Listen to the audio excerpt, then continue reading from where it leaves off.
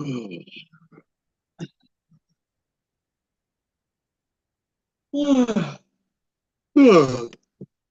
content of this is being sent to a third party.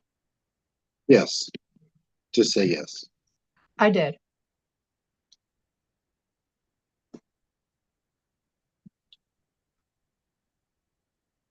I wonder. Come on, load.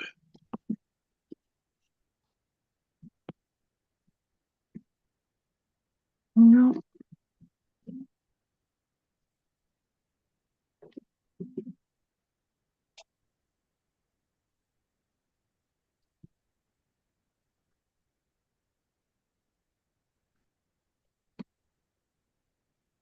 Oh, well, no, I don't want to do that.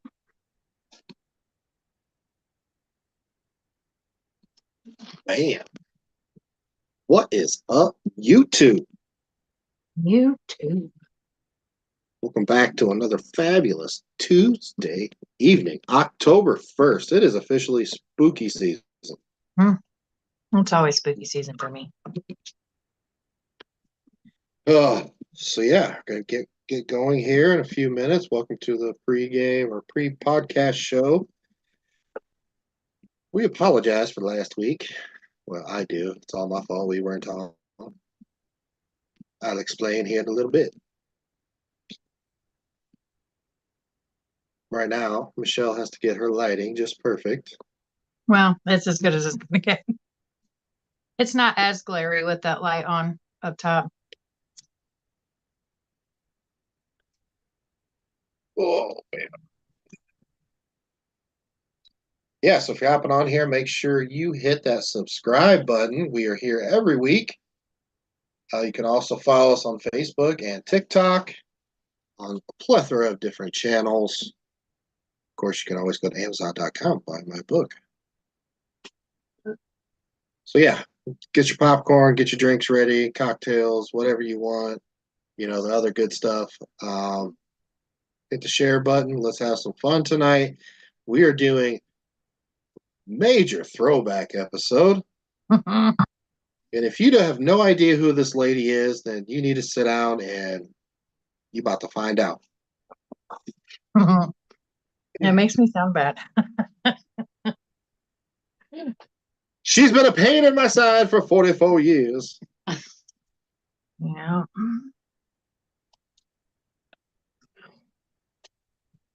This episode is not brought to you by Ghost Supplements. Get your BCAAs today. Or your joint. Right now, I'm doing a joint supplement.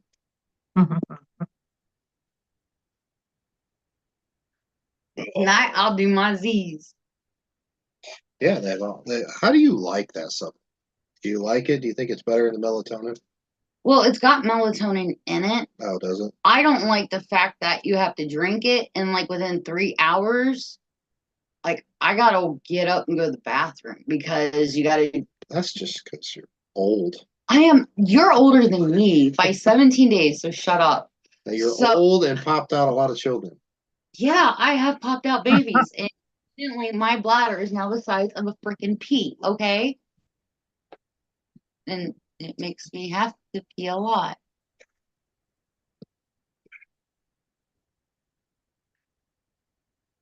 Are you picking your nose? No. No. Yeah, I realize. I do whatever on this show. I don't care. I know. As long as you don't watch computer screen for good. Yes, this will be a very interesting episode tonight. We're going to learn a lot of cool things tonight.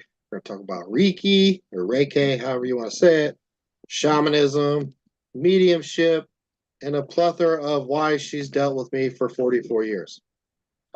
All that tonight on this wonderful episode. Oh, Courtney, it tastes great. The one I've got actually tastes like a blueberry muffin. It's amazing. It's the fact that it makes me pee. I have to piss a lot. Well, she's telling me plugging maybe you could try plugging her nose and then drinking it. But it's not, it tastes amazing. It's the fact that it literally makes me have to pee a lot. And I've been trying to drink a lot more water, which doesn't help. So, Speaking of that, do you have to pee before we start? Are you talking to me? I already peed. Okay. I peed before I went. good. Although I've got 2 bottles of water over here that'll probably be gone within the first hour. So, Here's mine. I also got candy too, so I'm not drinking a whole lot, but Man, I want some candy. it's oh, we got The, the cupcakes left over still. the Nerds gummy clusters. Oh yeah, those are fire. Mhm. Yeah, Red bag or blue bag? red. Oh yeah. Blue all day. Not the See the berry. blue, you like the red. I'm tea red, but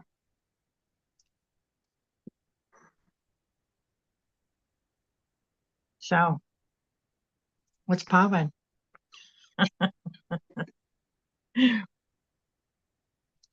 Well, I'm sure we can get started if you want to get started.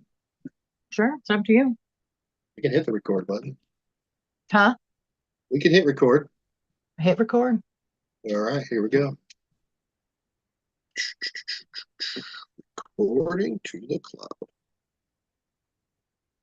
Okay. What is up, everybody? Welcome back to another fantastic episode of Old World Paranormal Podcast. Today is October 1st, 2024. Holy shit, this year is almost over. And it's day 1 of spooky season. You can officially put out your Halloween decorations. Not a day before October 1st. I promise you that. Leave September for us. But yes, welcome to spooky season. Welcome to another wonderful episode. I have the lovely Bree Hollingshead sitting next to me. And she's eager to soak in all the knowledge from tonight's episode that we are going to get. I look forward to it. I've been looking forward to this episode. This particular woman is been thorn in my... No, I'm just kidding. Known her for 44 years, literally my whole life. Yep, I've known you your whole life. Because you are considerably older than me. Welcome Not to the show. considerably. Come on. My wonderful, much older sister, Michelle Coyer. Hi, Michelle. Hello. And I think Willow was like, Mom. That's what I was like. So not only is this my sister, Michelle is actually the co-founder of Old World Paranormal Society. Yes. She is part of the reason that I even got into this journey. And you would learn a lot more about this stuff if you go to Amazon, Google my name, buy my book. Half of it is about her. The good, the bad, the good, the thank yous, the stuff like that. So so she's originally a co-founder of Old World Paranormal Society. She's the owner of I say it's an e-shop right now, but working on brick and mortar. She's the owner of Mystical 73. We'll talk all about that tonight. And I say medium, she says not. I just say medium. She's a medium, very good one. And back in the day, the younger days, I thought that she was batshit crazy. My sister, witchy stuff, Wiccan, blah blah blah. I'm like, man, you're just crazy. Well, now it's everyday life for me. So that is Michelle. Michelle, so tell us. I don't know. I don't even know if I remember this or not. Tell us when your mediumship started. Like, when did this all start? The furthest memory that I have back was it's probably about 4 or 5. We lived in, I call it the Woodland House. The house is no longer there, but as a family, we bounced up and down from the upstairs to the downstairs. Long story, it was an apartment house. But when we lived downstairs, my room, I tease my mom and say, you put me in a closet, but the closet was big enough to fit a bed, a twin bed, walk around it, and a dresser. So Damn. it was a room, basically. Um, it was next to the basement. And unbeknownst to us at the time, I used to call it the devil church because of the way it was at the top of the church, it was black and it had like almost like a king's crown. But Okay. I would always hear whispers coming from the basement. I wasn't really scared. Um, I had what they call an imaginary friend at 5. Her name was Karen. I later found out through a pendulum journey that she was my first of 3 guides for my life. I have 3. So she was my beginning. I have a middle who is Gabriel, and then a third one that they won't tell me the name. So I'm assuming I still have Gabriel. So, um, but that's as far back as I can remember. And then some time passed, and I just kind of always knew where things were, like where the Christmas presents were hid, where stuff was. I just kind of always knew. Which Like window I to was, sneak out? huh? I said which window to sneak out. Well, that was on the first floor. I mean, so I didn't have to sneak out. People came and visited me, so too much. But um,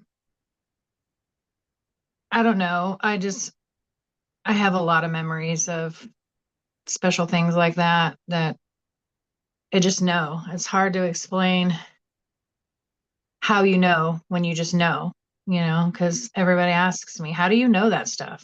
Because I used to say, Grandma's getting ready to call, and then the phone would ring.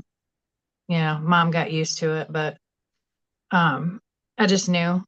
So it's hard to say, oh yeah, back in the day, I don't have that story. It's just Right. been there. So I don't have a extraordinary, life, death moment. It Well, just, that's because, yours is more hereditary than a yeah. near death experience. So mom's super sensitive. hmm Grandma, I don't there know was if one. grandma was so much, but it's funny. Until I got into all this stuff, mom would say that grandma would say she had an aunt that was a witch. So mom always just thought is she was just saying witch instead of saying bitch. So, she goes, I have no idea now if she actually was a witch because grandma would go to card readers and stuff like that. And, but she sometimes was like, yeah, that person didn't know shit. But, you know, I mean, I guess I just knew, like, I read a lot of books now, so they say that for kids that I mean everybody has the ability. Um so it's almost like a muscle for some people. If you don't exercise it, it's kind of not there. It's always there, but it's not there. So I mean, I guess and I went to Catholic school, but on the playground, we used to play we were witches and we'd go pick all these berries and leaves and we'd put them in a pot and stir it up and yeah, I'm the only one that actually turned out to be a witch, but it was fun. Do you remember the Montessori school that was on the property, Precious Blood's property? Mhm.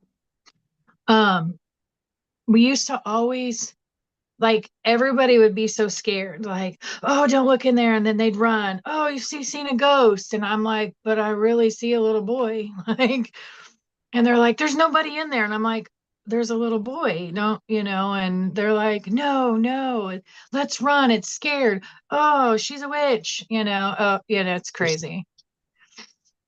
But yeah, that's my first, like, I guess it was play, but it wasn't play for me. Right. Well, yeah. I mean, this is something that was not. We talked about a lot. This is not a not a unique conversation. Like we always talked about this stuff. Oh yeah, We would totally. always have like ghost stories or, the houses that we grew up in. It's like you would Hmm. see stuff. Like, so it was like, you'd sit around at Thanksgiving and somebody, oh man, guess what I got? Guess what I saw? Or Hmm. guess what everybody would start talking about it. And then, when the TV shows came out, we were all like, holy crap, there's people on TV doing this. This is cool. Yeah, like they live our life. Like, Right. I mean, especially, I think one of the places that brought out my gift the most, because I was telling Bree the other day that the more I'm around like people, the stronger it gets. Um, so I don't know if I just like plug into people and like a battery and it just like becomes bigger, but um, like uh, Matt and Joel's house. Their house was, I mean, that's the first time I ever, like had like ghost experience, like paranormal experience, not just the knowing. Because I mean, you have all the clairs, clairaudience, clairsentient, clair. I don't know them all because I'm 50, and if it's not wrote down, I don't remember. Um, it's basically your senses: see, smell, touch, taste, think, dream. You know, um, specifically, the memory is. Well, you know the house, but I used to always sleep in Joel's room because he had a bunk bed. So I Right. was able to have my own bed. And I don't know why that was important to me because I was a girl. I don't know. But I remember laying in bed and I thought Gary and Sue were coming up to bed because I heard footsteps, distinct human adult footsteps. So I always wanted the hall light on because the hall felt like it was 17 feet long to me. No, I know. Yeah, you had the same thing. You felt the same thing. Yeah, and Yes. it was what, 5 feet? Well, the hallway where the bedrooms were, it was about, 12 feet long, but Yeah, like it felt like 100 feet long. Like that hallway just led to nothing good. yeah.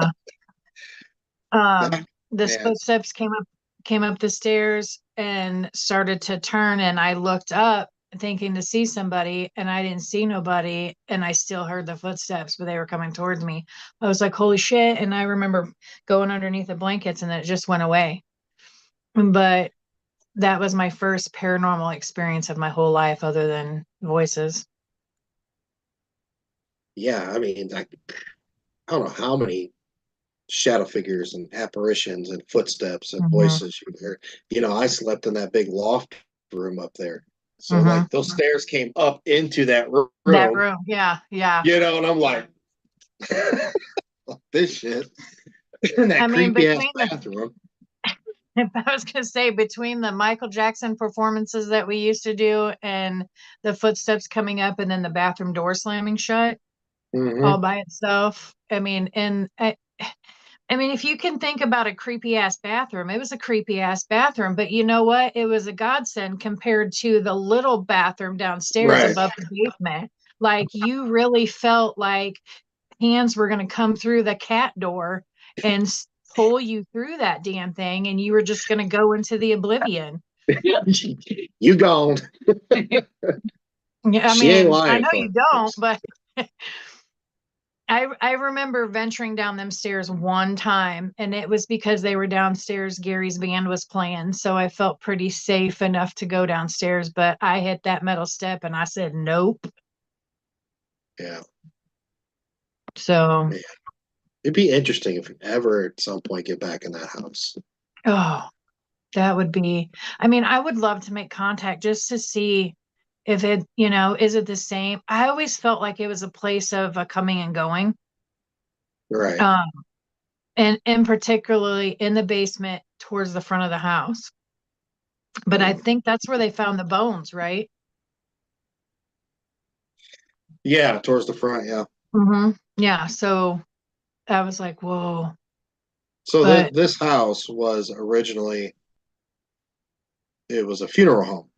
yeah. Not like the funeral home that you particularly think of today, but this was a house, but it was built to be a funeral home, and the people that owned it lived up on the second floor. It had a big kitchen in the back, but it was cool. Like you'd walk in and it was hodgepodge. It was room after room, and they had these big pocket doors so they could close everything off. And Yeah. of course, it doesn't look like that today. It's been remodeled so many damn times, but Oh, that's too bad because the woodwork in that house was beautiful. And the wood but pocket doors. But I mean, most haunted places are pretty or beautiful like that at one point in time. But now that remember the house on Barthold, that one is no longer here either. It burned down.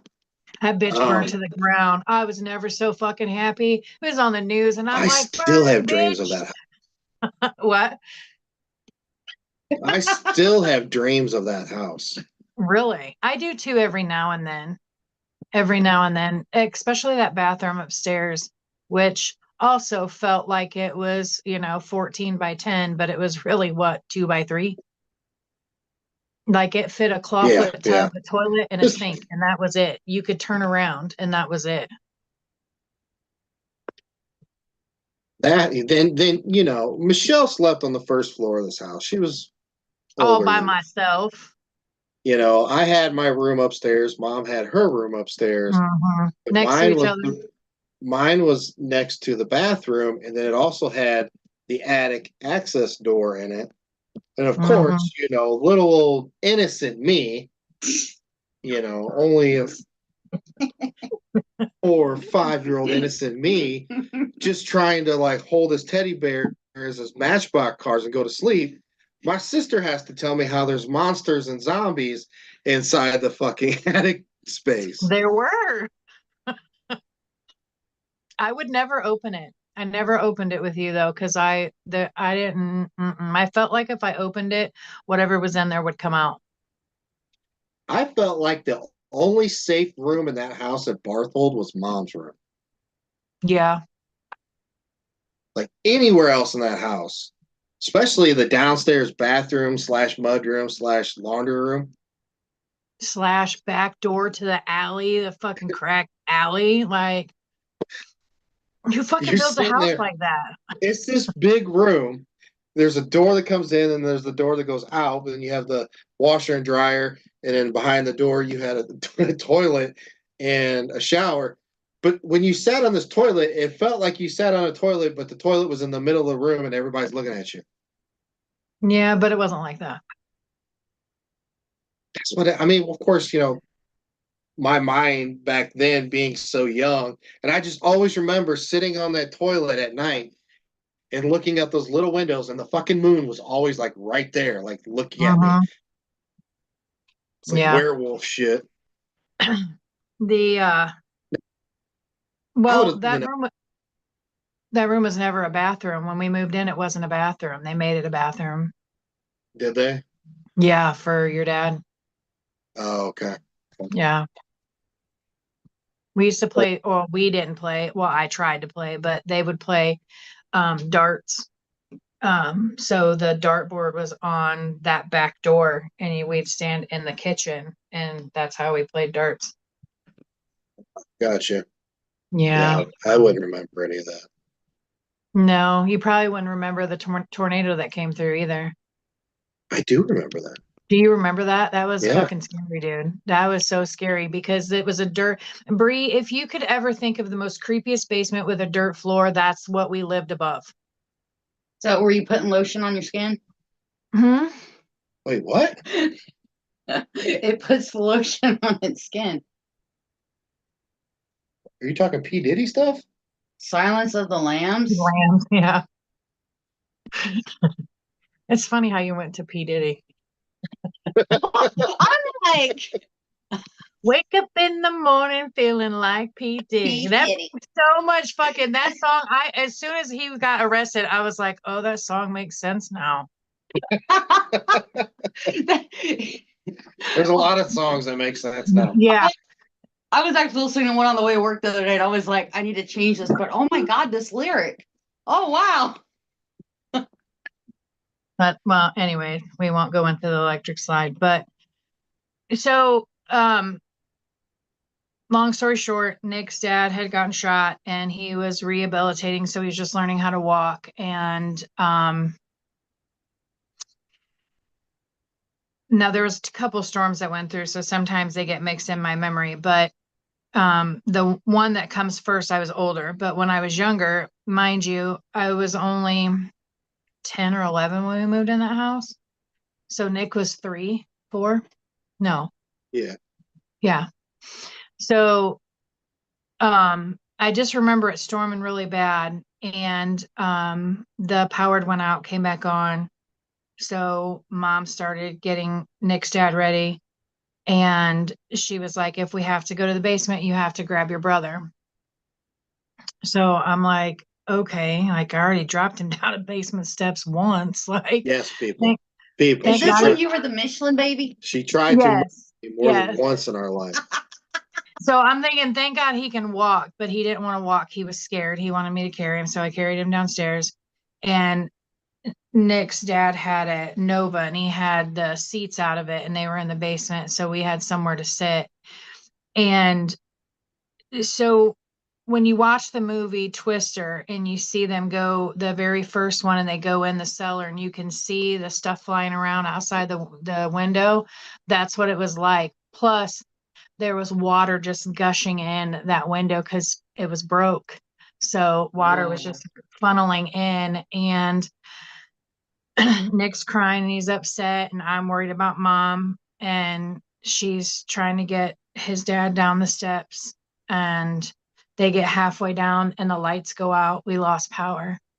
And I can distinctly remember the sound. It sounded like a freight train, like we were next to train tracks, like, and when it was over and we went out, it was just devastating. It, like, literally the tornado went over our house, started to touch down at the end of the street, and then it hit the river and went up. So yeah, it was pretty bad. So long story short, trauma, it probably leaves an imprint. So I probably left a Horcrux there, because it was very traumatic for me, because Nick was crying, I was upset, mom's trying to remain calm like all moms do, and then you have no lights. And I think that's where, because you know how many investigations have we been on? I'm like, I ain't fucking going in that basement. I ain't doing it. I seriously think that it stems from that trauma, because when storms come in at night, I still get up right before they come. So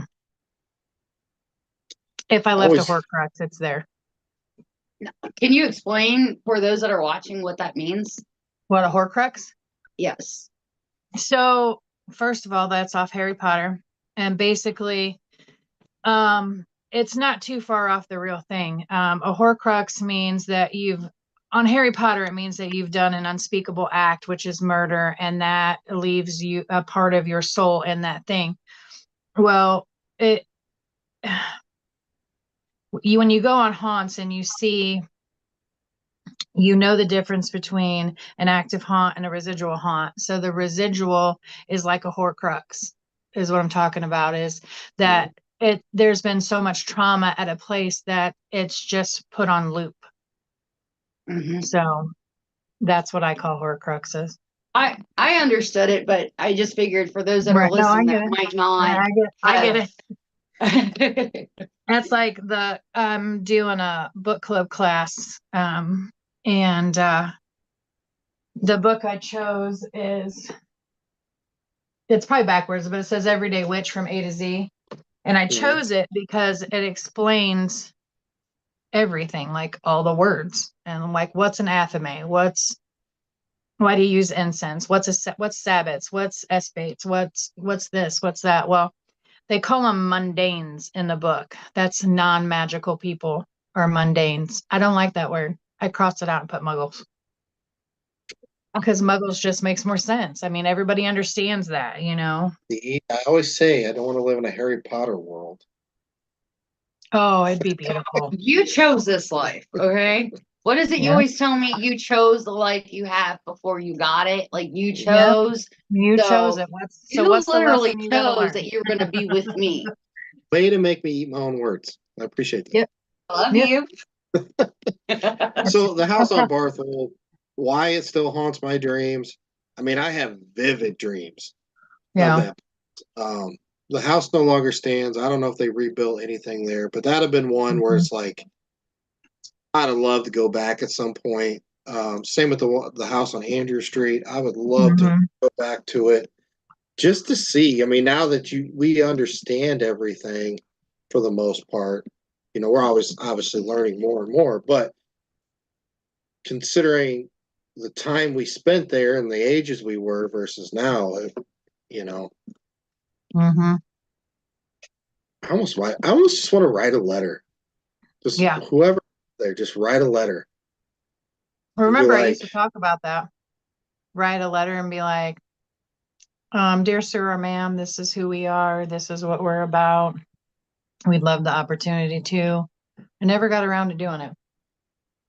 I think that would be amazing to do. And Yeah. I even even if they don't allow you to come in, but just to Mom just texted me Yeah. and said, I know you're on the podcast, but we don't see it on YouTube or Facebook. What? It's not on Facebook, it's on YouTube. here, Maria, I'll send her the Maria link. will send you the link. Will you send one to Cassie? Tell her how she sent me a message. Cassie's too. actually watching. Oh, But you've okay. been talking, so I didn't want to interrupt and let you know No, that's okay. Cassie's No, that's okay. actually watching. Yeah, so we have a friend of ours, Adam Chefs. He's a Victorian historian. He's an author. He was on the Mhm. podcast about 2 months ago. But we were talking to him, like he goes and finds these old articles Mhm. in like 17, 18, 19, early 19th century, stuff like that. And he writes about them. And we brought it up. I said, next time you get an article, see if that house still stands and send them a letter of like, hey, Right. is it still haunted? Is it still active? Does it, do you anything happen? Hell, you never know. They'd be like, oh my god, this house is still so fucking blah, blah, blah, blah, blah. And the next thing you know, you get to investigate. So do I you think even remember? if they don't let you in, just to see if they've got like, hey, we don't really feel comfortable letting you in, but we have a good story to share, or yeah, we've had a few instances, even just to sit down and have, coffee or something and just get a letter back, even if that's all you could Yeah. get. I think that would be really nice to have like what you guys, I don't want to say went through, but what you experienced growing up, and to be able to find out if some, people are still experiencing, especially with you saying that it's gone through a lot of renovations. Have the renovations made the activity worse? I mean, because look at what we did at Ross House and how it kicked up the activity while we were there for, not even a Right. full week. So speaking of Andrew Street, I had went to Matt's estate sale when she sold all the stuff, that big garage sale. And I didn't even get into the dining room, and I was like, do you have a piece of paper? Which you know what that means. And she's like, yeah. So I'm just jotting away. And I'd be interested to know what you felt or got there, because she's like, do you want to see the upstairs? I said, nope, the old man can keep it, the fucker, because he was mean and fucking nasty. Yeah, I was only in the house a few times. Um, all of them after Matt had passed. The upstairs was super heavy, Yeah. super I was heavy. like, nope, not doing it.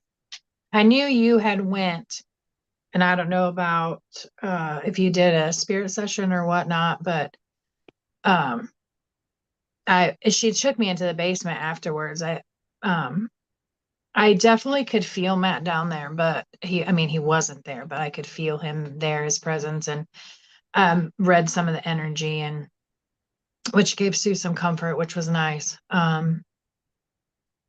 But yeah, I haven't done too much of that since then, but other than what naturally happens.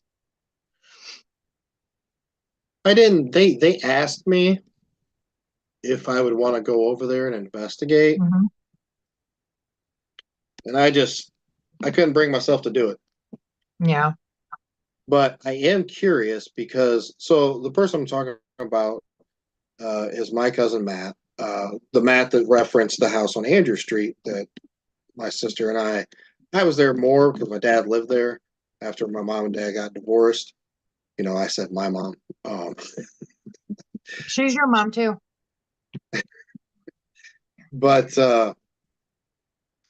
yeah, he passed away at 43 unexpectedly. Just bought Mhm. this house.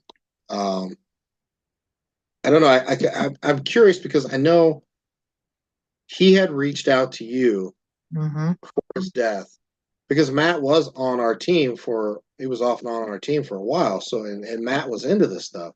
He knew Mhm. his house on Andrew Street was haunted. He was into the spiritual energy. He understood Buddhism, and Catholicism and a bunch of other stuff. But I know he had reached out to you because he was really bothered by something in that house. So the fact he did fall down the stairs. Mhm. Now, did he say He was something to you tough. about Bush? Yeah, he was like, I don't want to give you too much detail. And I said, were you pushed down the stairs? And he said, yeah, something like that. He goes, I know you don't like too much detail. And I said, no, I don't. He's like, but can you help me out? I was like, bro, anything whenever I'm there, you just let me know. And he goes, well, we'll hook something up in a couple weeks. And I was like, okay, you got my numbers and I'll be there. And I never could go there. Yeah. So it's strange how that happened. Like it was so like at the time I was supposed to come and Yeah, I yeah, had because yet to even go over there to see his place. yeah, I mean, he made it look like him, but yeah. I mean, I was proud for him because he was a homeowner and he could do it. And it wasn't the house on Andrew, but it was on Andrew. And so I really wanted to do it for him because, he was so proud of it. Yeah. But yeah, he came about, 2 weeks after he passed. I had a dream and came to me in my dream, which is how a lot of stuff comes to me, which is why I kind of want to switch gears and go into shamanism. I think that's the way I'm supposed to go, but it's kind of hard. I want to mentor. There's a lot of tricky things with shamanism, and I don't want to get stuck on the seventh level and not wake up anymore. So, Yeah, we're gonna we're um, gonna dive into that right now. But first, Bree has a question for you. okay. Charlie asked, "What is the book that Michelle showed? Can you show that and Yeah. give the name of the book and the name of the author again, please?" The author is Deborah Blake. It's called Everyday Witch from A to Z. I do have some if people want to purchase them. I get them through a vendor, but I'm sure you could. You said Deborah Blake. Deborah Blake. Thank you. Just head You're over to welcome. Mystical 73 I and don't, get your it's copy not, you today. can't go on the website anymore. I don't have the website anymore. They would have to go to my page and message me that way. We can So let's deal talk out of about the we can let's talk deal about out of the back of my shamanism car. Okay. and mediumship. So, excuse me. Speaking of Matt, so a few months back, text Michelle and I said I got and there's something I need to talk to you about. So she ends up calling, chit chatting. A couple nights before, I have this dream, and it's been a few years since Matt had passed, and I have not interacted with him on a spiritual level at all since he passed. But I think subconsciously in my sleep, I've been searching for him. Mm-hmm. Now, in this dream, it starts off at mom's house, which I've had many interesting, vivid dreams that have concurred, but they've all started at mom's house in this back On, bedroom. So, on state uh, street.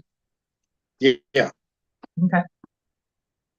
Now, in this dream, I'm gonna get to I'll just get through it. I'm not gonna say everything. So I get to this place and I kind of get out of this bed, and it looks like an old college dormitory. The windows on the right, it's like old, but on the stuff on the left of the apartment, it's brand new, like high tech, this or that. And you go through that door and you walk out to this balcony and you look down. It's like, I don't know, 1,000 stories down, whatever it is. It's just massive. And there's balconies all around. And you look down, it kind of looks like a train station. So I go back in, and my cousin Matt comes walking around the corner. And I'm like, holy shit. And Matt looks great. He looks young. He's healthy. He's fit. He's in his basketball shorts type deal, get up, what he always wore. And he goes around, he sits down on the couch. Now, it looks like he's playing a video game or something like that because he picks up some type of controller. Not 100% sure. Could have been a remote to a TV. I don't know. But, and I say to Matt, and I'm like, well, dude, how old are you now? I think he said 28 or 29 or something like that. But anyways, all of a sudden I hear like a PA system, like it's time to go. It's time to go. And I'm like, no, I don't. I want to stay. I want to talk to cousin. Blah blah blah blah blah. And he's like, you got to go. And I'm like, no. But then I start feeling like translucent in the dream, like I'm evaporating. And I'm thinking, oh shit, I gotta go. So I go through this door and I go down to the train station, and then I wake up, blah blah blah. And it bothered me, and I started thinking. I even asked Bree, and me and Bree had a long conversation about it. And I said, what? It's not the whole premise of the dream. Like, I had the intelligent interaction, I had the conversation with Matt. I knew it was a visit. I knew I finally found him. But what the fuck did that mean? What would have happened if I wouldn't have went to that door down to the train station?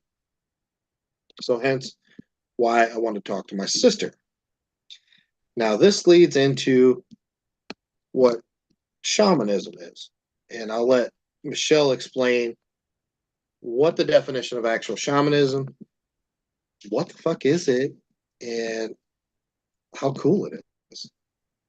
So I started to get a phone call and I declined it several times. But now I can't hear you the way I did before that came in. So I don't know what the hell. Technology, it's great. I mean, I can barely hear you and my volume's all the way up.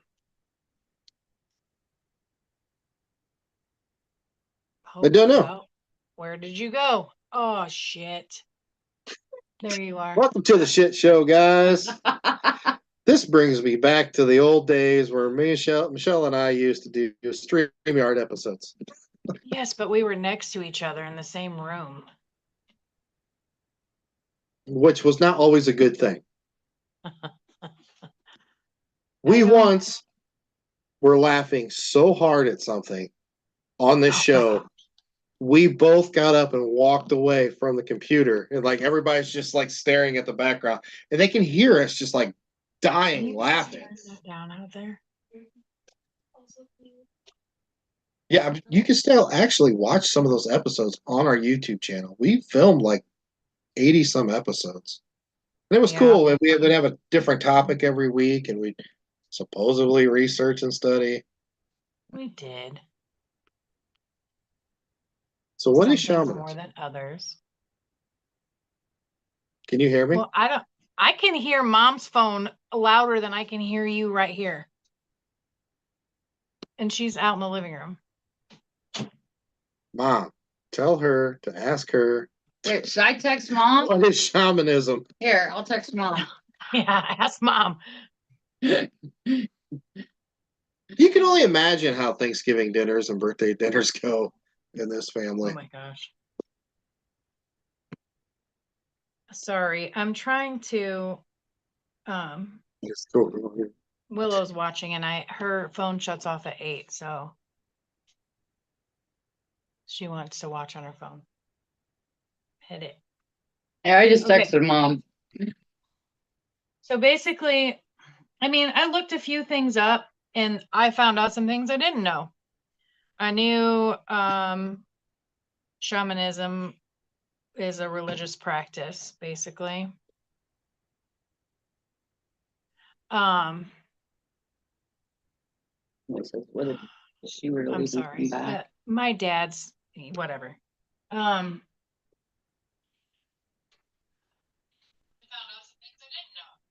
wouldn't know what shamanism is. I'm trying to get there, but Thanks, Mom. Love you, Mom. the volume's just killing me. Like I want to leave and come back in because Somebody actually suggested you leaving and coming back in. All right, let me do that and then I'll get to shamanism back in 2 and 2. Okay, deal. I can cover. Hi, everybody. So this is just a typical day in the life of our relationship and family. It's Yep. chaotic and crazy. But no, in that dream, it was weird. Like I knew subconsciously, like that was not a good scenario. Like No. I had to get out of there. And from my understanding, the difference between mediums and shamanism is mediums can communicate with the spirits, Right. 4 or 5 different ways. Hi, Mikey. That's Mikey Bublé. So they can see them, they can hear them, dreams, this or that, so they can communicate with the spirits. Shamanism is where you actually take yourself or your spiritual self into the spirit realm to communicate. Yeah. So that's kind of the difference. Do you want me to explain or say the feeling I got when you asked me about it? Yeah. So when Nick asked me what Oh my my gosh. take on it was, I immediately heard death. And felt that he would not have woken up if he did not leave when he was told to leave the dream or to leave me. It was definitely unnerving for me when he was telling me, because the feeling I even got was just of panic and dread. Like, oh my God, you were in a situation in your dream state that if you had not have been cognizant enough to understand that, damn, I've got to go, Mm-hmm. you would not have woken up. I would have woken up with you either in a comatose state Mm-hmm. or you not breathing next to me. Most likely, my physical body would have been stuck in a coma, per se. Which makes you wonder how many people are in comatose states right now. This is what I was going to get at. I love that So- with your brain. This is the importance of understanding this stuff and not just pushing spiritualism and all this stuff aside, because you might be somebody that astral projects. You might be somebody that can go to the spirit world and back and stuff like that. But if you're not adverse in it, this can actually affect your physical self. In this aspect, yeah. What would have happened if I wouldn't have came back in time? Would my physical body be stuck in a coma until my spiritual side could figure it out? Or is it just done? Like somehow the tether got cut and I'm stuck in the spiritual world myself, and my body would be in a comatose state. So can you hear us now, Michelle? Can everybody see me? Can everybody hear me?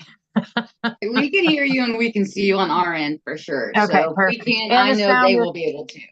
The sound is better. So I think what happened is I had a call come in from Messenger and it messed with the thing. But anyways, so yeah, I found out some pretty interesting things. I like to basically that shamanism is a religious practice that involves a practitioner interacting with the spirit world through altered state of consciousness, like a trance or dream state. But I mean, I feel like sometimes is this my dream state? And when I go to bed and I fall asleep, I go to my real reality. You know, I mean, what? I said that's a good thought. Yeah. Um, totally, you mouthed it. I didn't hear it. I was like, okay. So I have so many thoughts right now. The thing about being 50 is you can't grab them anymore. They just go by. And you're like, damn, where'd it go? Um, so I reached out to a mentor of mine. This person is very busy in their life, so they have not got back to me. But I feel like I'm at a point that I need a guide because I'm reading one of Robert Moss's books about shamanism through dreaming.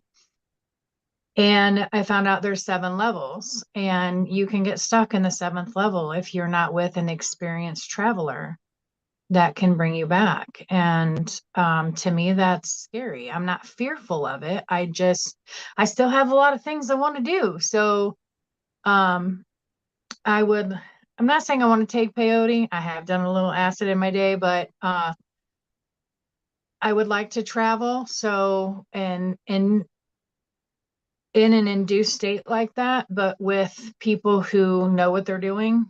Um, so I'm at a point where I guess it's just going to happen how it happens, you know, because so what I was reading in the book was, and I did it, is you lay down and you get to the point right before you fall asleep, which you do start to dream at that point. And you control the dream. And in the dream, you think of a nice bed, you get in the bed, you lay down, and you fall asleep again to wake up in the next level. And I got to the falling asleep part and I was still awake. But as I was trying to accomplish the next stage, I fell asleep. Actually, my whole body fell asleep. So that was interesting. And it still again pointed to the fact that I need to be guided. I need to be mentored. At this point, it's not something I just jump in both feet first and here we go, folks. But this one, I don't want to. It's a little different than the Reiki or the IET, which is integrated energy therapy. I am very much in control of that. Well, until spirit comes in, and then it can change, but I'm still in control. I can stop it at any time. So, so yeah, I mean, that's the biggest thing is it is no joke. You know, it's not a joke at all. Like it's not, I mean, I don't think paranormal investigating is a joke, but anybody can go and do it. You know what I mean? Like I can't be like, yo, Nick, come on over. I'm going to go to level 4 tonight, but I need you to be right here. You know, it just doesn't work like that. But yeah, Leah, so So, I mean, if to put it like in layman's terms, for those that are watching, if they have seen the movie Inception, it I would be haven't. So okay. Inception is like where they're having a dream within a dream, and like they even have like little yeah. trinkets that they physically will hold on to when they fall Mhm. asleep, and they use them as a way to know if they're back in reality or if they're still in their dream state. Like I mean, Leonardo DiCaprio uses a toy top. right. I think I've For seen bits and pieces because I know what you're talking about.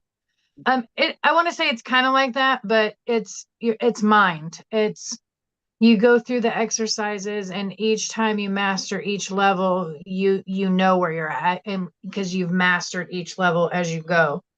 well, So yeah, and that's how it is in the movie. Like they're yeah, actually set up to a device, and they go to sleep, and they go to the next level. They go to their dream state, and then in uh, that dream state, they could go to the next level. Like there's all these different levels that they can go to, and right. if they die in one of those levels, like they die in real life.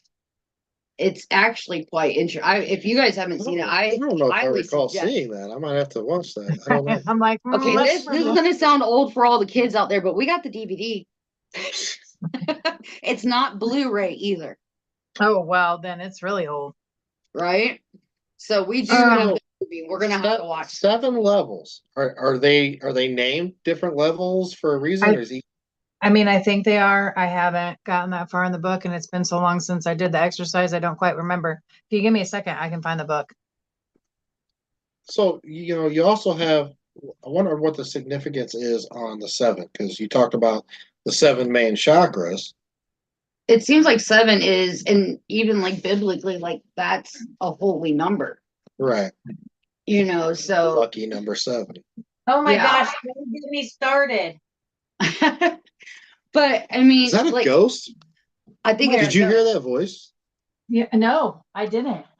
The demon. It's Is it a definitely demon? It's a demon. It's a demon. Somebody get the Totally a demon. Somebody get the llamas. We've Well, got one don't in our go to bedroom. sage because this room's full of it. Full of what? Sage. But I mean, like even in the movie Inception, I believe that there's a limit, and I want to say 7 is used. I could be wrong. Anybody who's watching or listening, but I want to say that there's 7 levels, We but lost how our this guest. movie She's gone. it's so interesting because like Will you tether yourself back to that chair? Okay, I'm coming back. And I'm back. I can't find it. Anyways, I always Do you can't find find that it when interesting, I though? need it. Huh? You find that interesting, though? The What? 7. Yes. So, anybody who is Well- a yogi out there knows Kundalini is like Jacob's ladder, and you climb Jacob's ladder to reach Christ consciousness. Christ consciousness is in the crown chakra, which is the 7th chakra. So yeah. Yeah. Yep. So God is within you. You are Christ. You are God-like. God made man in his image. So if he made us in his image, how do we not have Christ conscience? We do. We just got to be able to get there. You have to ascend to that level. Yep. Now, let's talk about a little bit of the difference between shamanism and mediumship. Not much different. I mean, other than that's a practice. So, mediumship, you do practice at it, but you have it. Does that make sense? With mediumship, you have to figure out, like when I say, so I was told, that's that little whisper I hear in the back of I just hear it. It doesn't come down from the top like Rochelle, say this message. It's not like that. It's just more like a whisper somebody in my talking in your ear. consciousness, like in my head, but not in a crazy sense. Okay. Yes, I said that. I've had a CAT scan. I am not crazy. It's perfectly normal. They lied. Well, no, it's what she's saying is right though, because it's like you hear like how you would talk to yourself internally, Mhm. but it's not your voice talking Yeah. to you. It's So there's a different tone, or it can it can be masculine or feminine, and Bree, sometimes do you remember the first time that happened to you? Do you remember the first time? And you were like, did you have a holy shit moment? What the hell was that? yeah, I did. I was married to my first husband, was laying in bed trying to go to sleep. And I hear plain as day, would you let me out already? And I jumped out of bed, out of my skin, left my bones laying in the bed because I went to my uncle who was a counselor. And I was like, am I batshit crazy? Am I like schizophrenic? Like, is that the start of it? Do I need to go see somebody? Do I need to take medication? He's like, no, sometimes you just have subconscious thoughts that you hear. And I'm like, well, why do you hear? Like, so then I was like, okay, I'm done with that mundane therapy stuff over here. Now I'm going to go back to my other stuff now that I know that I'm not crazy. So I think that's the first time that I actually heard the voice, and it was loud enough for me to pay attention to. And that was about the time I started all of my stuff, listening, really listening. Now, do you think that, it was a conscious thought that you heard, not an actual voice?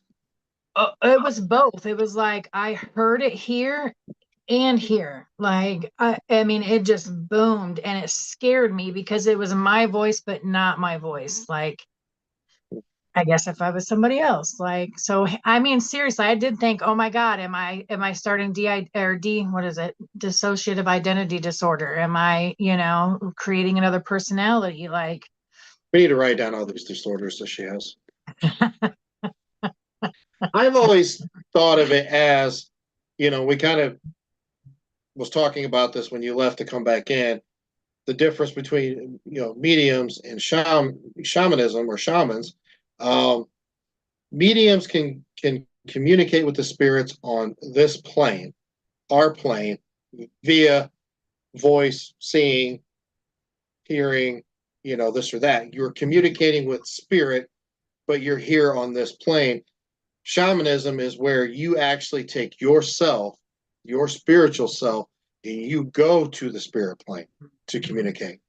yes, but uh, the only difference that I see is that shamans are mediums too, and they can commune with spirit, whether they're on that conscious level or not. One of the things of shamanism is shamanism's belief, a shaman practice believes that, especially an indigenous shaman practice, believes that all ailments are by spirit. So if you have cancer, it's from a spirit. If you have, migraines, it's from a spirit. And they go to the spirit realm to help heal the illness. I have a spirit in my arm right now. Dude, don't even get me fucking started. I'm sitting, first night mom's in the house, right? Everybody's in bed but me. I'm sitting there watching TV in the recliner, but I'm sitting on the edge, and I thought the cat jumped up on the back of the couch. So I turned around to pet the cat, bring her down to my lap. No, fuck cat. I'm like, fucking great. Sammy, come with you or come with grandma? So I'm like, all right, okay. And I already had like shadow play out of the left side. And I'm like, okay. And then I feel the same thing from the top, now on the bottom behind me in the back of the chair. And I'm like, I'm going to bed. Because I'm just like, I mean, it was the day you guys were here, it was that night. So that whole conversation, and then I'm by myself, and that's usually when I wind down and I think about the day and when I'm the most open because I'm by myself. So, yeah. Yeah, I mean, people when they hear shaman, they do think of Native American. They think of the medicine person of the The tribe. medicine And man. this, that. Mhm. Yes, that is all true. They are shamans of their tribe, but it's not just indigenous people. Anybody can be a shaman. I mean, it depends on who you ask, really. Um, I don't think a religious practice belongs to any one person or culture. However, it is super strong amongst the indigenous community. And I'll say indigenous even in like Australia and other parts, Brazil, South America. Each cultural group will have their own shamans, medicine men, they could be called that. I don't want to disgrace it at all by any means because I'm still learning. Very into our indigenous cultures and cultural appropriation lately. So been doing a lot of Send all learning your on hateful email to michellecoyer@gmail.com. that. I don't know who that'll go to, but maybe my ex-sister-in-law. So, but like any religious practice, I would say learn, be respectful, watch your tone. Um, but ask a lot of questions, like be inquisitive and also look for your own answers, do your own research and then come to the table with more questions of the research that you've done because, you know, anybody can go, what tribe are you from? That's so, so dumb and so from the Just West Side tribe, yeah. What? Anyways, from the '08 tribe, I'm in or the from the 818 now, baby. from the Redskin tribe. We ain't legends. Yes, but you know what? I used to be very offensive. Like, how dare they take the Redskin name? How dare they take the, the Indian away? How dare they take our warrior away? Because it Northside was Northside pride. To be Northside was to be a proud warrior. Like, it was not anything negative. However, calling an indigenous person a red man was a slur, like the N-word, or I guess honky or cracker, but I don't get offended by those names. But um, so in that sense, and looking at it from the cultural appropriation view, I see it now. I get it. I don't want to get too involved because it gets me emotional. I get very sad. Um, because if you So really, what we're referring to is the high school that Michelle and I yeah, attended. We were it was Northside High School. The mascot was a Redskin, just like the Washington Redskins. At some point in the last decade, something like that, they got rid of the Redskins and now they're the Legends. And it's a stupid symbol. And all us alumni from before Legends were offended now.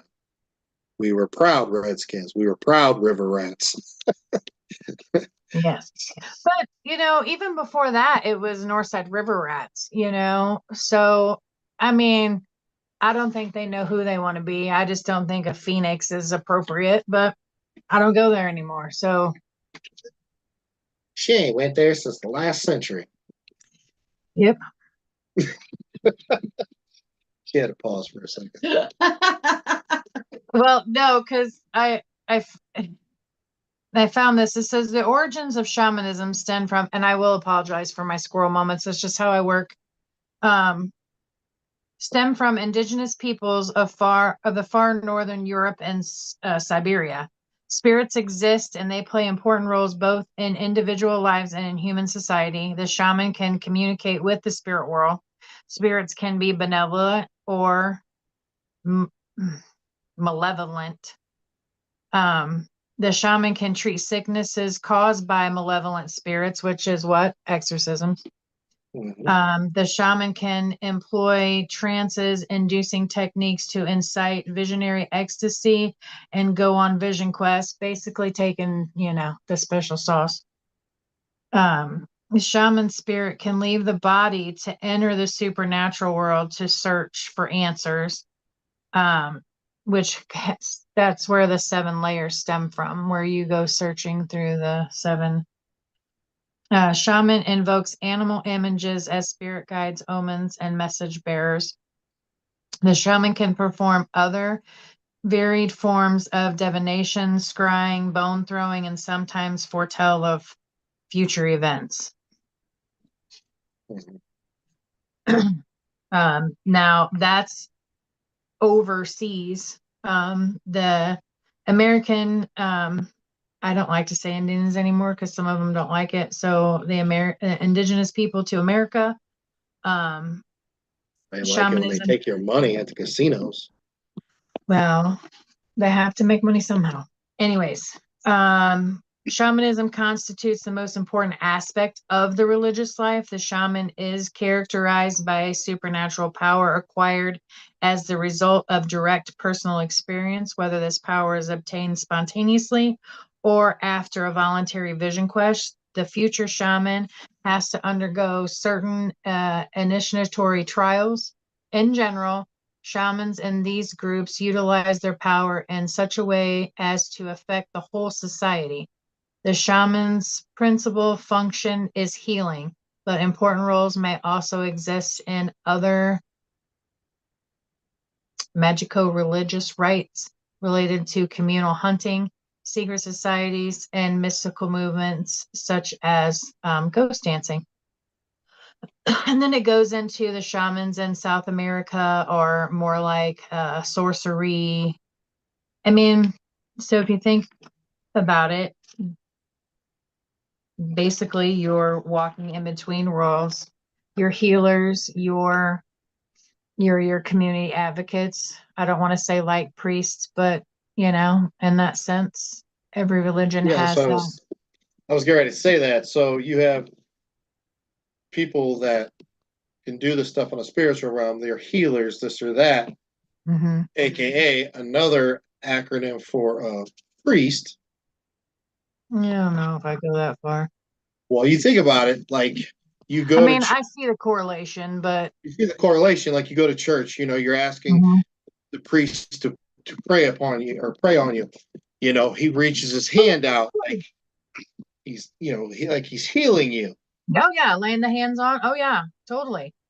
I mean, I guess I don't. I mean, all religions, if I take away all the angst and the must and all that stuff away and strip it down, it's all ceremony. It's all about what you believe in, you know. I'm gonna tell you what, Nick, and as well as I know, church 3 times a week. Well, 4 times if we went on Sunday with mom. Um, there's nothing. I mean, I do employ people to go to a Catholic mass. I mean, because the blind faith that these people have, and they go through that ritual and they use frankincense and myrrh and all that stuff like I do and whatnot, but it's almost magical. Like, and especially when you get to sing in certain songs like Hallelujah and stuff, and people just, you can feel it. It's almost palpable, you know? I mean, I can do that in my backyard too, but it's Oh God, still here we go. it's still a beautiful thing. I didn't talk about the Reiki in the showers. Well, if you look at it, shamanism, medicine man, a priest, a high, across the board, whatever it is that you have faith in, Mm-hmm. if you really look at the premise about everything you're doing, it's all the same. It's just worded differently. Yeah. They The only talk thing I about, would say that's really different, I think shamanism is really, it goes a little different because I don't think your priests travel realms, so to speak, or no, spirit no. world. So I think it's a little different in that aspect. But as far as an advisor or healer or a messenger of the source, we'll say, um, yeah, I mean, they're the richest, but we won't talk about that. So you're reciting prayers or could be chants, Manifestations, yeah. singing, Yeah. praying, which manifesting, like you're doing like literally the same thing. And then these people in the faith are looking at these people in the faith or their faith are like, oh, you guys are just the worst. You're the absolute worst. Mm-hmm. It's just the hypocrisy of it all. So do you think anybody can be a medium? I think we all have the ability because of the 5 clairs, you know what I mean? Like, to where some people see, like, I'm telling you what, it takes a lot for me to see. And when I see an apparition or something, I'm damn excited because I want the experience of actually, somebody coming to me that's troubled in the spirit world and wants my help, and I figure out how to help them. That that is like when we did the investigation where I actually did the clearing and crossed the dude over. Man, that was the most amazing fucking shit in my life. Like, I could do that shit every day. Mm-hmm. It's a You know, euphoric feeling. it very Oh, much yeah. is. Like, I still remember that day you were like, you walked in real quiet. Are you okay?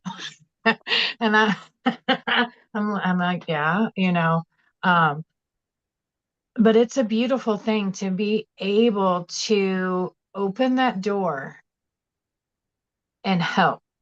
And not only did I help somebody well, we helped because we all did it. Um, we helped the non-living and the living. And that's what I loved about it the most.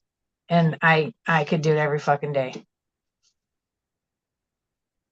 Yeah, I mean that's well obviously through my experiences with you, Mhm. you know, what we created at the beginning, you know, Mhm.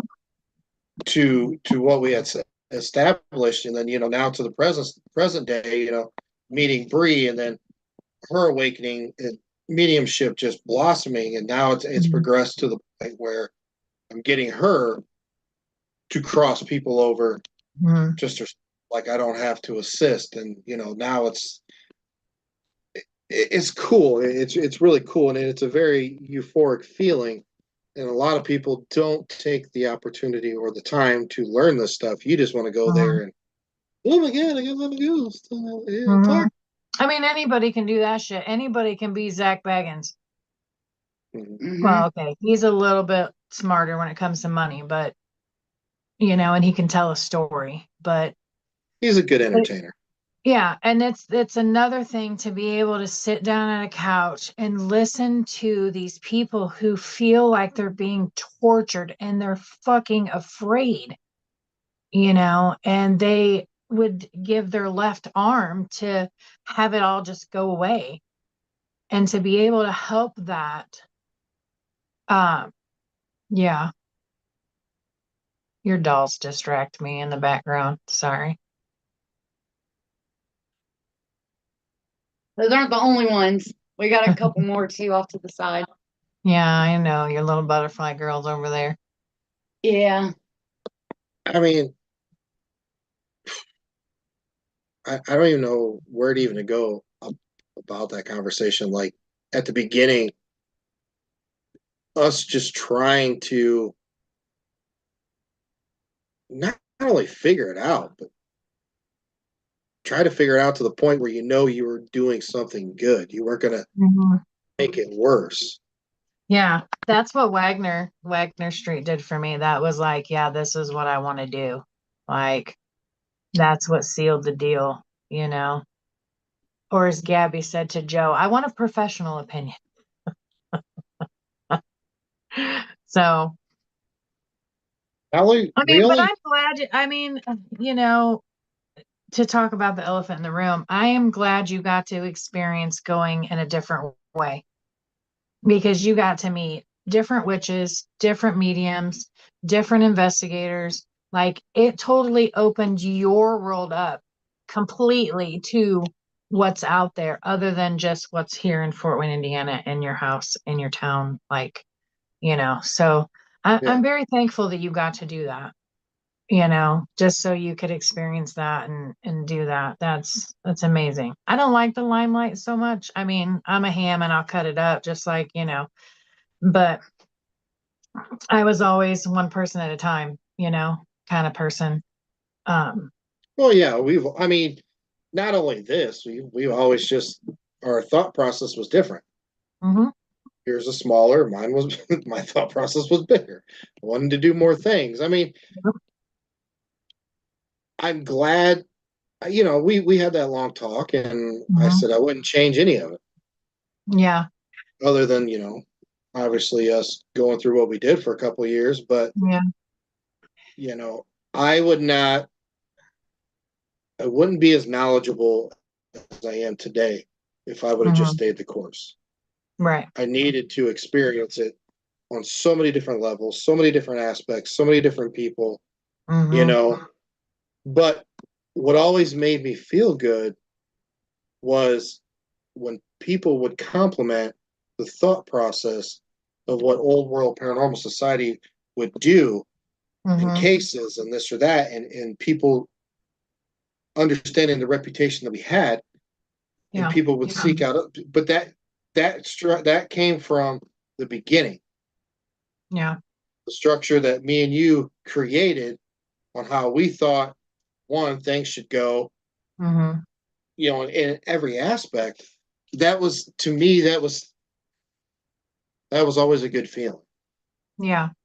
I really like, who is the guy 2 weeks ago? You guys had lost your feed and he kept it Oh, Steve going. Dills. Yeah. He's an awesome dude. Like, I don't know him, but just seeing him on that and how he talks about his group, and he's like, you know what, not everybody can. I wish we would have adopted that not everybody can do everything. And I Yeah. know we tried a few times, but I believe everything happens for a reason, period. Point blank, you know. But yeah, I'm glad you got to experience a lot of things that you did. Let's talk about the difficulty of managing a Yeah. team, a paranormal team of a bunch of adults And family. and family, how difficult that is. And, you know, what is the right and wrong way to do it? Do you structure it like you'd see the mafia poster? This person's this person's that, da da da da, or like what Steve Dills does, where everybody is one, Mm-hmm. runs it, ultimately, but really Right. everybody, is just as much as part of the other person, but still to manage all those personalities and different energy Mm-hmm. vibrations that people give off. Holy shit. Yeah, it's a lot. I like how he runs his. I mean, you always have to have a leader. You have to have somebody who's a leader when the leader can't be the leader. There's always a leader of the group, some way, shape, or form. Does it always have to be the same person? No. That's one of the things that, I mean, I'm going to tell you all out there, I could not watch footage to save my life. I would fall asleep. Yeah, my poor brother had to watch pretty much 95% of it because I would fall asleep. I'm like, dude, I was there. I know what happened. And I think it comes from the medium point of view. I come from a totally different perspective. Like, I feel like paranormal investigators are trying to prove that ghosts exist or the afterlife exists, and mediums already know it exists. Just like Yeah. when I got my attachment from the Huber, I knew the moment I got it. I knew when I got it. When I knew right where I just knew. But We both took home attachments from the Huber. I remember you mhm. telling me that. Yeah. You talk about that in the book too. Yeah, Fighting the wicked bitch. it's really I don't know, it's just it, I go back and I think about the place and how I was talking about. I described the man and the woman before we even walked to that part and seen the picture. And I was like, I still, even to this day, I get validation. I still don't believe it just because I don't know. I think that's just a society thing. But I um, still I still remember that disembodied female scream. yes, I was just gonna say that. Yeah. Yeah, That was that was nuts. well, to hear it in real time with our own ears and then to go back with the evidence, and we heard it then, but different. And then were the same time was same time that Molly said, why don't you go upstairs and mess with Kate? And then you see on the tape where that it drops down and then she jumps and does her army roll and freaks everybody out. And did not But break the camera. no, but I mean, when you feel it because you're there and then you see it on tape, we still feel the feelings, but others only see our reactions to it. So I don't know. That scream was weird. That whole night was weird. The dude running down the alley and had the gun and, Oh you yeah. know, yeah. So it was like, yeah, Yeah, yeah, Hicksville, yeah, big Ohio. good old Hicksville, Ohio. Yeah. Say, And I'll never Ohio. Remember, you chose this. That's like the Scottish Rite too. Like, well, it's not called that now. I don't know. I don't remember what it's called now. It's always going to be the Scottish Rite to me, but um, I think that was. I mean, as far as when I was in the group, that was the biggest location we did. Um, Yeah, yeah. I mean, and okay, one of the experiences we learned from that was don't trust other people, because of what happened. But I mean, I still wouldn't change any of it. Not one of it. I mean, other than, Schmitty having to go home because he threw out his back and,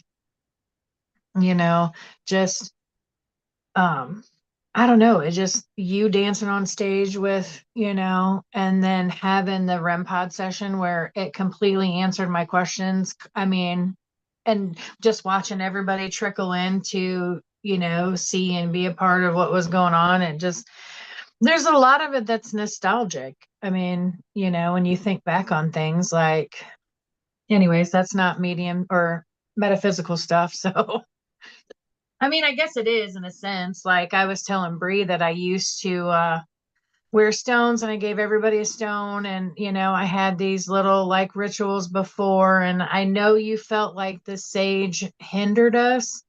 But one thing I learned about sage is burning sage calls spirit to you. Well, I And understand that now. I yeah. understand that now. I didn't then. That was a full blown disagreement. I'm like, Mhm. I want to go in there and have. I don't care what it is. I want to have that fucking experience. And she's like, no, we got to be safe and sage. And I'm like, I think it's hindering us. And then, she made us get in a circle before every investigation, and we'd have to run around in our underwear and do blood No. sacrifice. No. No, it was Call upon Hindu gods. what it was, Bree, was Does this air in any of those countries? You might want to say sorry. I love you all. Yeah, no disrespect to Hinduism, Taoism, Buddhism. But no, like what it did was it created unity and a level of protection from the malevolent spirits out there. And all of us connected to different sources, basically. But we all joined hands, and that was what was important to me because we were a harmonious unit. So Was that a oh shit? That was no, that was I'm clearing my throat chakra. I call bullshit. But no, I mean, even if you look at the logo, so that's the understanding behind the logo. right, unity. The circle means unity. Yeah, people. So not only like we would you call upon whatever you wanted to, your spirit guides, God, whoever, to help guide you through the night to protect you individually, but also she would do a little prayer to unify us together as we went in. My 369. Did it work all the time? I would say it was probably 90% successful. We didn't, Yeah. Did we have attachments? Did we have nasty ones sometimes? Yeah, but you got We to didn't think do the circle at the Huber, by the way. a lot of what we were doing was going into houses that these people, are being terrified by these spirits. These aren't regular haunt places like you would go and pay $500 a weekend to go investigate it. This isn't the situation where you have people in and out investigating. We're places where it's never been investigated. There's probably spiritual stuff going on for a long time, and this family's being terrified or tortured. And we're like, yeah, we're the crazy fuckers. We'll go in there and deal with it. So, yeah, do I think what Michelle did at the beginning, looking back now, yeah, I think at least 90% successful with it. That's it's part of the learning curve. It's like, did we always see eye to eye? No. Nope. Rarely ever. To this day. But and to many more. But the difference is the biggest thing is you have to what we had to learn was that you have to listen, you have to understand there's differences of opinion, and you have to understand that nothing is worth losing anything about self-respect, respect to others. None of it is worth losing that, and you have to have that when you run a group. You have to be willing to you can't ask people to do something that you wouldn't yourself do. And that just goes back to good management too, To be a good manager, you have to your people have to see you do what you're asking them to do. Right. And I mean, bro, we had to grow. We had to learn. It was a hard fucking lesson and it was hard to swallow. But I learned a lot about myself that I could do. So Same here. yeah. For sure. I tell you one thing. I wish that first year I would have just slowed down and paid attention more. Mhm.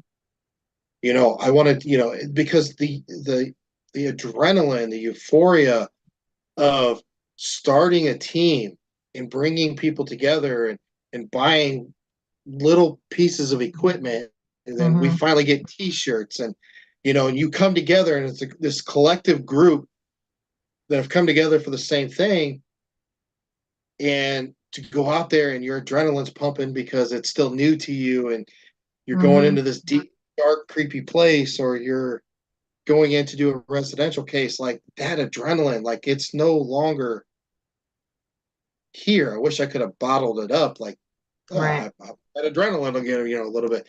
Right. But when you've been there, done that, it's like it's really hard to have those, and that's, to me, I really miss that part.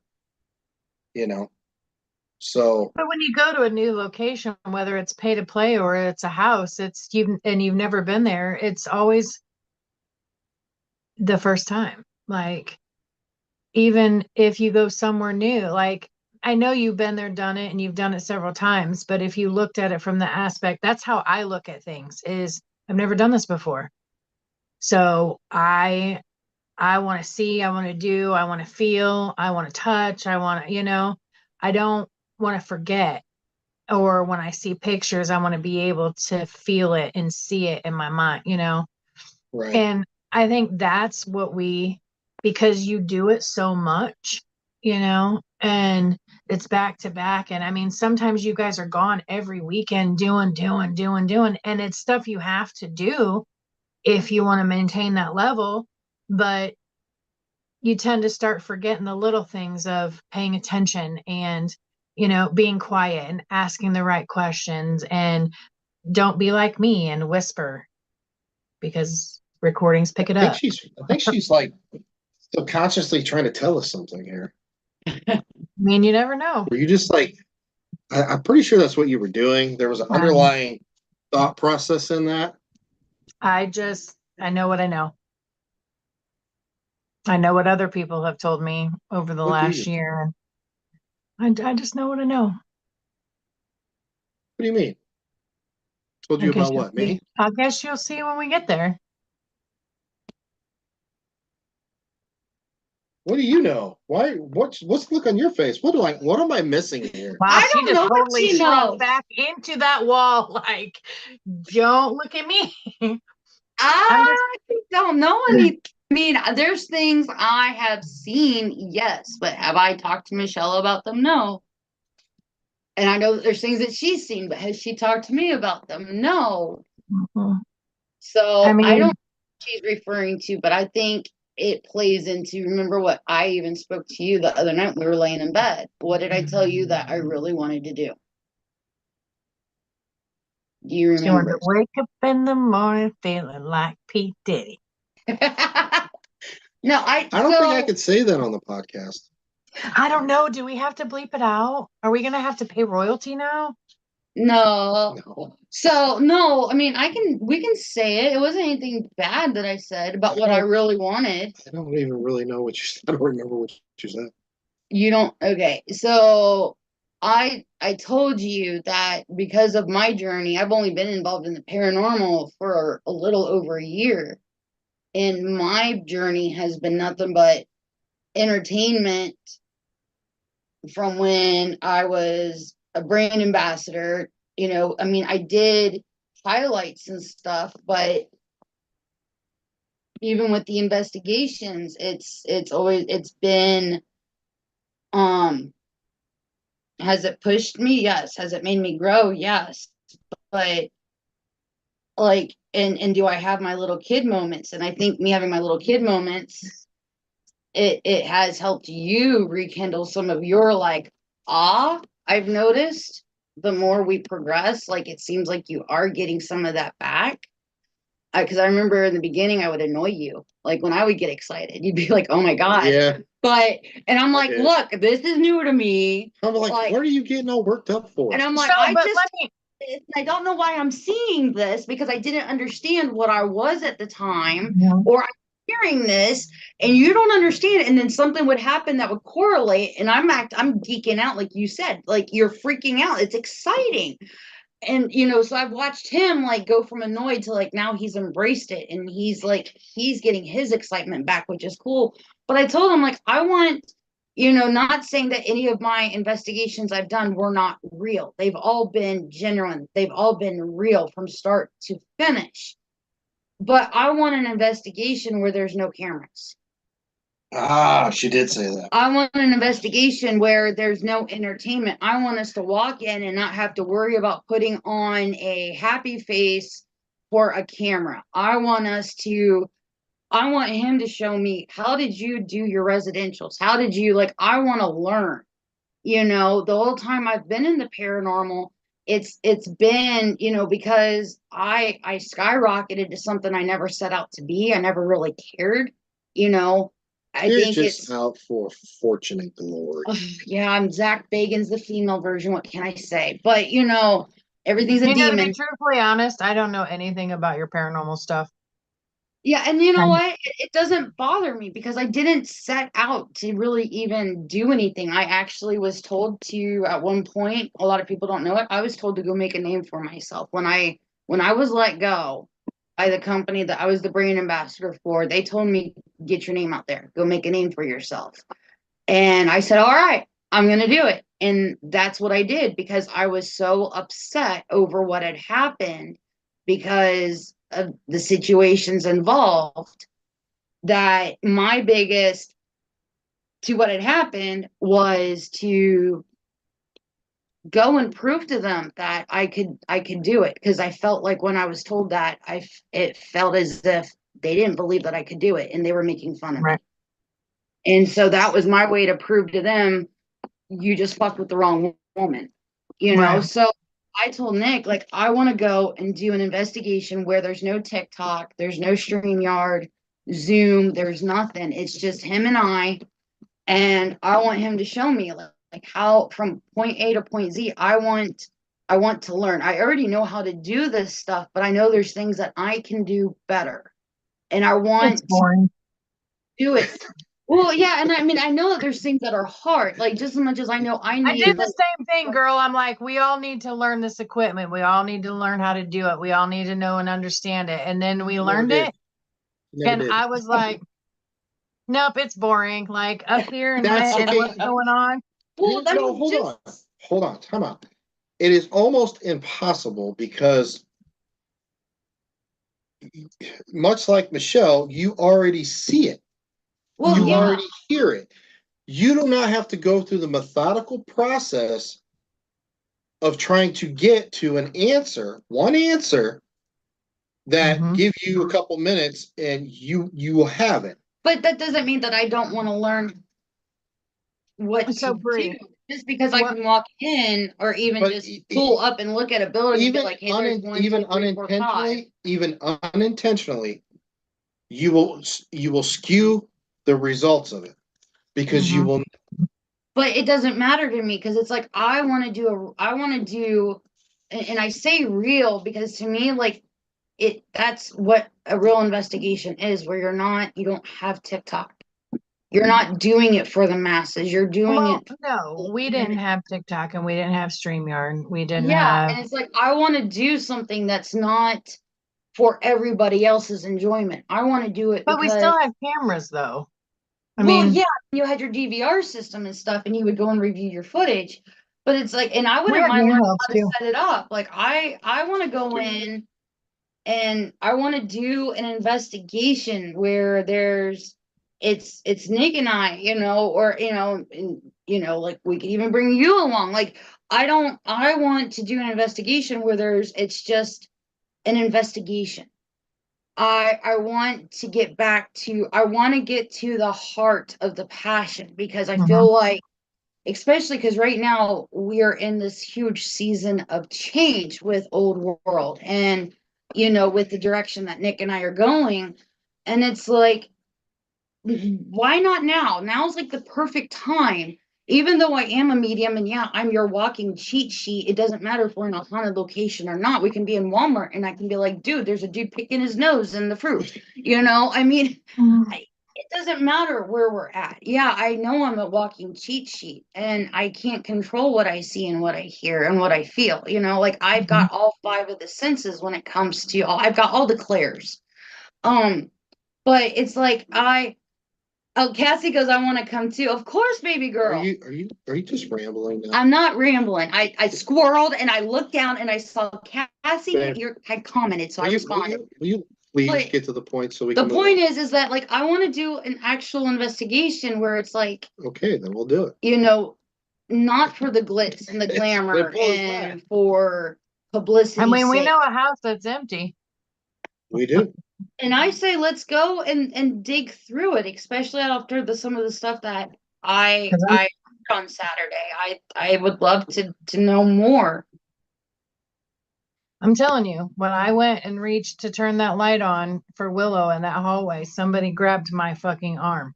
It was not the railing. I was too high. I've lived in that house since I was 16. I know where that light switch is. And I know the difference between somebody pulling my arm and, so anyways, go I ahead, want Nick. to know the significance of that back bedroom to me. That I got all kinds of stuff. I walked in there, and I Where know your what room was Michelle's. when grandma lived there? Yeah. Yeah. So, that's an addition to the house, not to the original. So that's interesting yeah. I mean, other than that's the one room that's had construction in it. It has changed from its original state. To me, Excuse me. it's something to do. To me, it's got to be that. I don't know. Maybe it's the closet. Maybe it's not. I don't know. But So go ahead. I would love to go over there and figure it out. So we're talking about like So, stairs where she had her computer. uh-huh. Okay, yeah, I'll have to talk to you about because after Nick had his dream, I went to visit mom, and he was like, "Go into that room and see what you get." Because I never been in that room before. I like in the hallway. I think I've looked in it, and I maybe put a fold like when we took folding chairs for Thanksgiving. Put Mhm. folding. I never. Besides that, it's not like I actually just stood and was just ever in the room, and I did that. And I even told mom, like, Nick wants me just out of curiosity to see what I get. And she's like, go for it. And I walked in there and I was like, oh. And I started hearing some interesting things about that room. Ask Cassie. She lived in that room. She says that she always felt watched when her and at that room. Yeah. And she says if we go, she wants to come. Okay. So, Um, and I told her so yes. one of the things I wanted to say was, so I guess I come from the aspect of the OG way. You come from it from being a brand ambassador, and now you come from it as being a kind of owner of pay and play. So you ran the pay and play place. So, Mhm. um,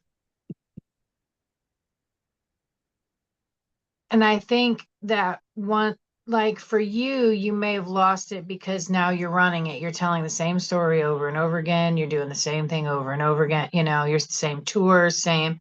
So now you're working and not having the fun, so to speak. Same with Bree being the brand ambassador, you're working and you want the real deal. Like, I want to do the real thing.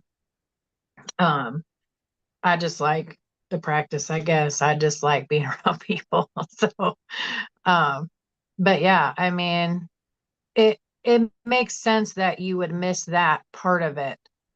Um, having ran a place, and you would still want to run a place, but um, because I know you like doing that, but you also like being an investigator too. So I can see that. I can see the struggle that Well, you have. what was cool about that particular place is, we we were the first ones to go in, and then having the opportunity to investigate it over and over and over and over again till I knew every little aspect about that place structurally to spiritually, and then having the opportunity to open it to the public and be like, this is what we found. This is Mhm. amazing. That that was the intriguing part of me. Yeah, do I miss it? Yeah, absolutely. I'd love to find a new place and do it all over again. But I do miss the beginning where the adrenaline rush was so high that if you walked into a room and saw a full apparition, you might shit yourself. Like, I want that Right. feeling. Yeah. Now it's like, oh, hey, what's up? What's your name? Oh my God, hey. I remember the picture that we got from Fear. I remember that feeling like, holy shit. And the fact that, I mean, it just matched so many things that were felt in the place. And um, yeah, I think that was the first time I ever physically got affected yeah. on a investigation. So I mean, it was just so many different learning curves and understanding and networking. Still, even at that, Mhm. not much like networking now, which is completely different. It's Mhm. more business related networking versus networking to people to help us find a solution to a problem that somebody Mhm. else was having. Right. It's different, but no, I mean, again, I wouldn't change it. You know, will that come Yeah. back? Who knows? I don't know. Maybe Oh that's no, just I'm glad you got to do it because I think it gave you a whole full circle of the whole experience. Because I remember a distinct time where you were against going to pay to place. mhm. And you were like, I'm not doing that. We're not doing that. We're not going to be a part of that. We're not going to be that kind of team, And then, I mean, you ended up doing it, and and you had fun at doing it. Um, so, and then you've always wanted to own your own place, to run your own place. That's something you always wanted to do. You got, this much of time doing that. Um, I wish I would have got to see you do that. That would have been nice, but everything happens for a reason. Divine timing and all. Divine timing, divine timing. Well, let's dive into Reiki real quick. Do a little bit of explanation of why it's so important to, I think, to get sessions, especially if you're even if you're a weekend warrior or if you're a paranormal investigator, researcher, Yeah. all 9 yards. I think it is very beneficial. So let's talk about that real quick. I mean, I know we can go. I know how we Hours. are all night. So, Reiki is the practice of using the universal life force energy to help bring in healing energy to clear and clean our aura and help clear out chakras. It is a stress relieving time. Um, I'm not a healer. I'm not a doctor. Like, I mean, I say I'm a healer, but I'm not a doctor healer. The energy goes where it goes. I can't cure illnesses. I can't cure cancer. I'm not like, drink the water, which that water was really good, by the way. Was Um, it? yeah, I actually took it and I set it outside on the supermoon.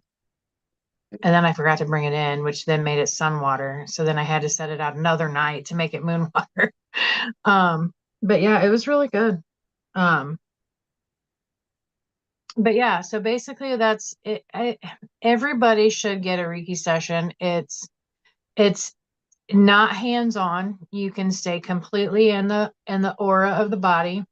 My hair license allows me to touch head, shoulders, arms, from, I say, genitalia area, so from about chest to mid thigh, because I can touch the knee and down legally. A lot of your massage therapists will be energy workers. They obviously, with their license, they can touch the body. Now, sometimes you'll get clients that'll Why give you did why permission. did P Diddy come in my mind again? I didn't go there this Get time. off That was Facebook. it's, I mean, truthfully, by helping other people helps fill my cup. Like, I do get my own little session out of it because the life force energy comes through me and then to the person, so I get the residual, of that. I've met angels, I've met horses, I've met, what else have I met? Dragons. Um, the angels are by far the coolest. Huh? Oh, I was just saying Cassie just went to bed. Oh, She just said good night. oh yeah, she's got little ones to get up, but uh so I always say that people should get at least a Reiki session, and not every practitioner is going to give you the same experience. Mhm. There are several different types of Reiki out there. There is what I'm trained in, which is Usui Reiki, which come from Japan and came overseas. And then William Rand had the same training, but he actually trained from somebody from Japan. I forget the name, but and then he brought it back to what he brought back to the United States, and then he, through his practice, came up with the Holy Hellfire Reiki, Mhm. which is just basically his connection taught him something in addition to the Reiki that he learned. So he, again, made it his own. There's 3 levels to it. Um, You I'm just, freeze. I did, not my technology. I was watching the shadow on your door. Um, so, um, now that sometimes angels come in, sometimes they don't. I mean, they do for me. That's why I went on and certified all 3 levels in integrated energy therapy, which actually works through your DNA strands through cellular level. So it pulls it out through your aura and helps remove and replace things. It's a very intense. I never gave you a session or anybody else the IET stuff, but because it takes a lot out of me, but it's I really volunteer cool. as tribute. It you work with angels and but instead of with like Reiki just kind of does what it does. Some people, I just do the normal Reiki sessions, hand placements. Others are, I'm constantly moving around them, writing stuff down. With IET, it's nothing like that because there's so much what you take out, energize, and put back that I sometimes don't have time to write it down. But bottom line, again, is I'm helping people help themselves, is basically what it is. Sometimes I get angels in. The last healing session I did, I got to meet Uriel, which was really cool. Angels always make me cry. Like when they're in around me, cry sometimes profusely because the vibration level is off the freaking charts.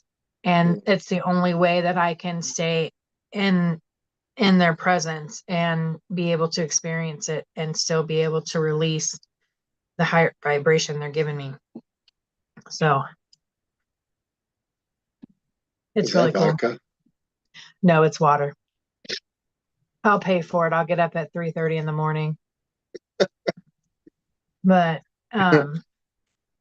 paranormal investigators, to answer your question, I feel should get regular if they're going to places regularly, and they're intense places and they're with a lot of other people, they really should do some sort of Reiki session. Yeah. Just to get the ick off, basically, the residue that can come from working and walking back and forth between spirit realm and not. Mhm. Yeah, and it really does align you. It's hard to explain, it's so let's say you book a session and you go Mhm. in and this Reiki master doesn't know you. Okay. Mhm. And you're sitting on the table and the Reiki master going through here and they're like, well, your throat chakra is like completely closed. It took me a long time to try to like realign it to open it up. Do you have a hard time talking? Do you have like a hard time expressing yourself or this or Mhm. that? And a lot of times a person's like, yeah, I do. Mhm. Well, let's see how it goes from now on. Maybe by that second session or the third session, you're like, whoa, like I feel like I can just say whatever I want now. I can do Mhm. this or that. It's about aligning your inner self and like your Oh yeah. energy I to mean, flow from. mhm. I mean, I tend to gravitate more towards the chakras, so they're always, I don't know why I do a normal Reiki session because I always go to the chakras. That's just what I'm supposed to do. Um, so, but now I'm getting more involved in the other, um, the Earth Star, the Soul Star, um, and what those have to do with, things. And um, so yeah.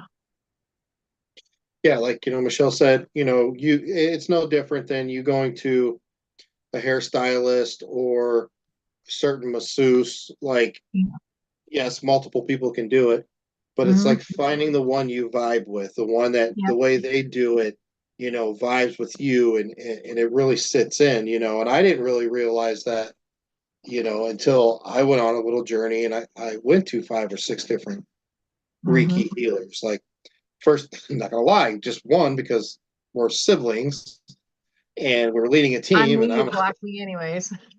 I was a stubborn asshole. Um, she did a Reiki session on me, and I'm like, I didn't do nothing. Like whatever. But it You wasn't were until relaxed though. You were relaxed, you know. I mean, you made me work for it. I was sweating, but I knew you wouldn't do it anyway. I mean, you did it to support me, but I knew you wouldn't open up to me. I knew going into it you wouldn't. So, I mean, but I'm glad that you went to others. Like, I mean, that's the thing. I'm not, I don't tell people, oh, you got to come to me, or oh, she's doing it wrong, or oh, he's doing it wrong. No, you're never going to hear that from me ever. Like, even with mediumship. I mean, I don't even like to be called a medium. It's what I do. It's what I've been told I am by experts, and I still am like, yeah, whatever, but I never tell people they're wrong because how Bree mediums is different than how I do it, and that's how it's going to go because it's based off your gifts and your talents and how you read and how you get the information. well, it's So, the simple fact. Like one of the last investigations we were on, we were teamed up with multiple different teams, and there was a couple people that our mediums. One, she's really coming into her own. She's working on it. There was one that she's well established.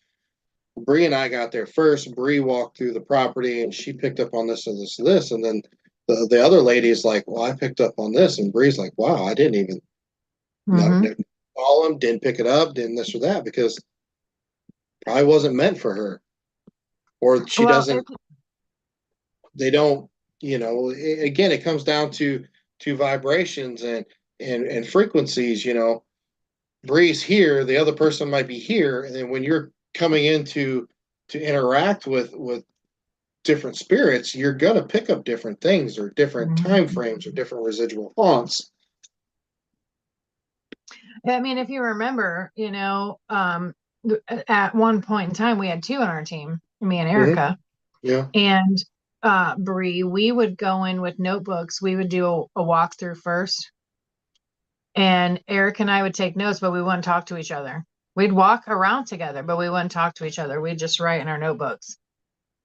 And then when we were done with that room, then we would talk about what we wrote down. And it was amazing how much of it was the same. Yeah. And to the point, I wish we would have been able to investigate the house. I call it the mansion by Subway there in Busco. Wasn't that Blake's friend? Oh yeah. Yeah. So the house was amazing. Layered, multi-layered house with activity. I started getting really good at picking up at living human energy and being able to read it. And that house proved it to me. But we never did get to investigate it. But I had to stop my walkthrough and go in and tell the dude that he had an attachment and he needs to have it taken care of. Wow. Yeah. And usually the telltale sign for me is I can tell somebody's apprehensive about shaking my hand and they cannot look me in the eye. So, and it just ate and ate and ate and ate at me. We didn't even get into room 2 halfway through it. And I was like, I gotta stop. And I went back. I Yeah, went we going. when you did the walkthrough, Mhm. we sat down at the dining room table, and I still let the recorder run. Mhm. And sitting at that table, Michelle and then we're talking to this gentleman. We actually got male voices, EVPs, just off that session. Oh wow. But That's yeah, we didn't. awesome. That would have been cool. It was weird. It was beautiful, massive house, but the guy had fish tanks everywhere because he made fish tanks, and they were just fucking everywhere. There was water everywhere in this house. Everywhere. It was such a conduit to all of the activity and some other things. But and then the property was layered with things and I didn't particularly like the barn. I could hear and feel like pigs getting slaughtered and shit, but it yeah. It was a very creepy place. I think I would have gotten very creeped out there. There were so many doors. Like I also have a thing about doors. Because there's just doors everywhere. Every room had a door, and then it had a door sometimes to go to a balcony or it, We opened a closet door of the second floor, remember?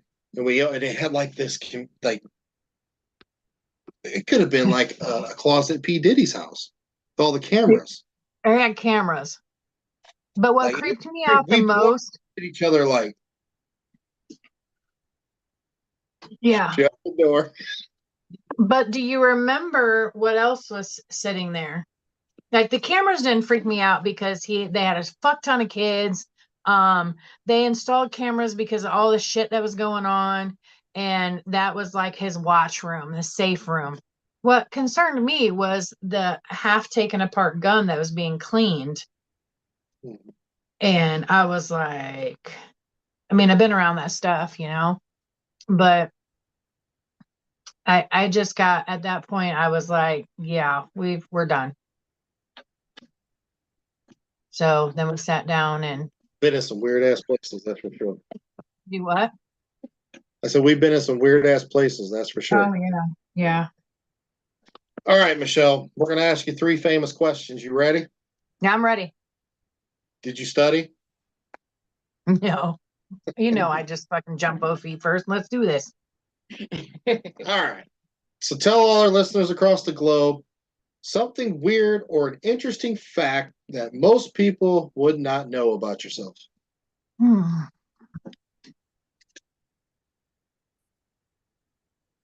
I don't know. I basically just told who I was.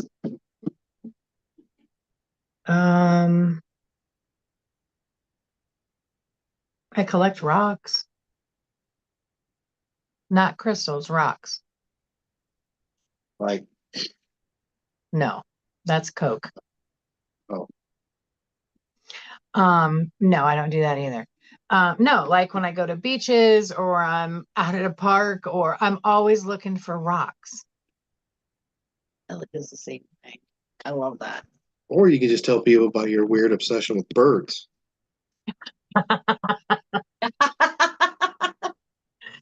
I have a weird obsession with birds. Like everywhere I go, there's birds. There's always crows, there's red-tailed hawks or Cooper's hawks.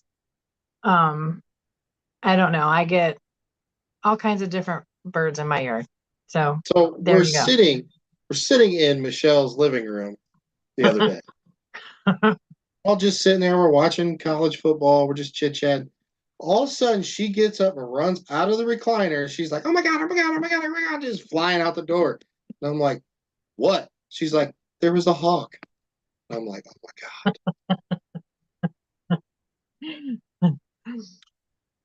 At least I don't collect them. Not yet. Mm. Give me a year.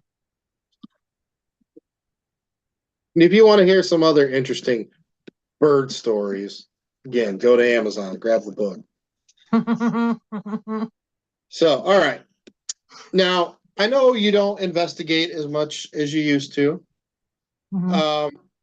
But here in the paranormal community, we are very weird about the food that we eat before and during our investigations. We love our Mexican food before investigations. Mm-hmm. Shouldn't do it. Should never do it. But we do it every fucking time Hands down. because we love it.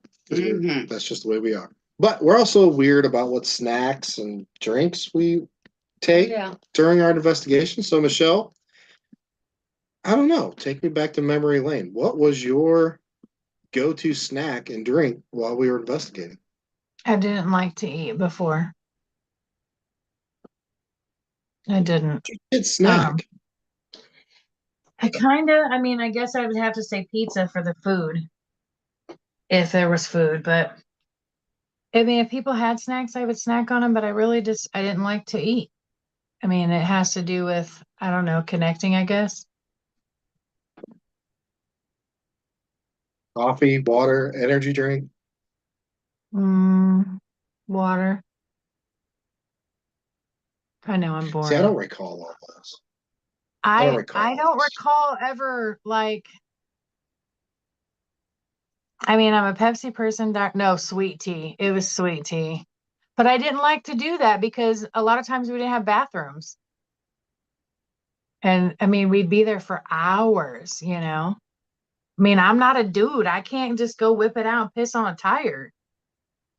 Like I have to open the door and then there's a light. Then I I got to know try to sit on the one edge with without nature. peeing on You would go myself. outside. Huh? Oh I God. said, I know you are one with nature. And plenty of times you went out there and squatted. Oh yeah, I've gotten one with nature a few times in Peru too, but that's for another show.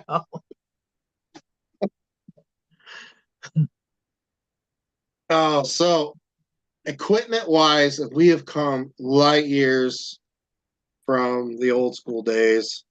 Mhm. But the typical question is you get one night, one investigation, 3 items to investigate. What are you taking? I'm going to reword this to we're going to investigate tomorrow, Michelle. You can only bring 3 items to investigate with. What is it going to be?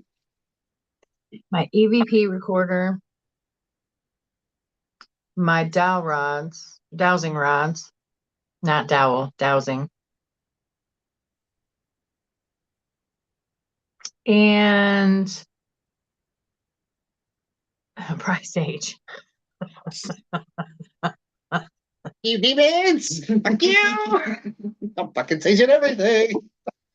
I guess maybe my phone at least to document. I mean, I don't know. I mean, I've just always liked the EVP recorders have gotten much better. You mean you can, rewind and listen and all that stuff. Tell Not, everybody how much you love the spirit box. I fucking hate the spirit box. I hate that sound. It makes me want to choke kittens. I don't, but that's how it makes me feel.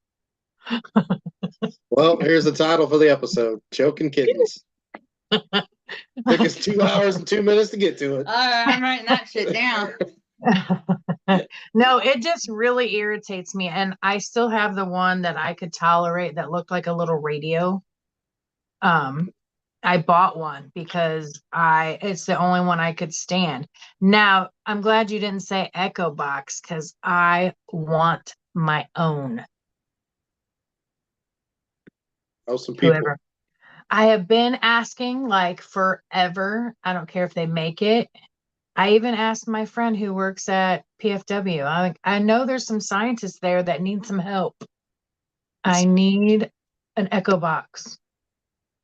I mean, it's the closest thing that you can do to hear how we hear, so it's not even really about me. It's about letting others see or hear in a way that some of us hear. So, yeah. And since I don't have one, I can't bring it along. So, Well, people, you'll have to message Michelle and ask her about the freaky Reiki in the shower. Didn't get to it to this episode. now I'm going to get all kinds of perverted things. And it has nothing to do with that. Mental note: we got to get Michelle an Echo Box. Well, know what you're getting for Christmas now. All No, right. Anybody got any questions? Anybody left? I know it's been 2 hours. No, we've been bouncing. We were as high as in the mid-teens. Okay. Everybody's been following along. So the only question was about the book, and we were able to answer that. My only other thing I want to say before we close is I researched a bunch of sages. We didn't get to it tonight, but I don't sell white sage anymore. I have it. I only use it in ceremony. It is being sourced incorrectly. So although it's not extinct, if people don't change how they acquire it, it will be on the endangered list again. So there's plenty of other sages that work well. Message me if you need to know. I do have a business page on Facebook, Mystical73. And we can have that conversation there if need be. But yeah. Yeah, if you guys have any questions, get a hold of Michelle. In any aspect, metaphysical, for sure. Mystical 73 on Facebook. It's a white emblem with a tree and looks like a Japanese symbol with a 73. I don't know how to explain it. It's orange, black, and white and says Mystical 73. Spooky time. So, well, it was good to have you on here, Michelle. I was looking forward to thanks. this. It was And, fun. just sit back, relax, and chit chat. I know the shows before we used to do, guys. If you are seriously interested, I think they're still on the YouTube channel. You just have to scroll back. They were very informative for the most part, but you will see moments in there where we just fucking lose it. And it was good times. So, Oh, Amber wants to know what's the machine that has the barometric pressure and a couple other things with it. Is that the EDI? it's the EDI Plus. It's the little black box that does a lot of things. Or blue sometimes. We had it out. Right there. Oh. It's this. Yep. And I think the Wasn't your last time, first one black? no, it's Or is still that- black, just has a blue case to it. Oh, okay. Well, Michelle, it was fun. Thanks. Appreciate you. I And, appreciate you. maybe we can get over to a certain house and I don't know, check out the spooky stuff in it. Yeah. It'd be interesting. Anytime. We attempted it once, but it's different now. Yeah, because it's empty.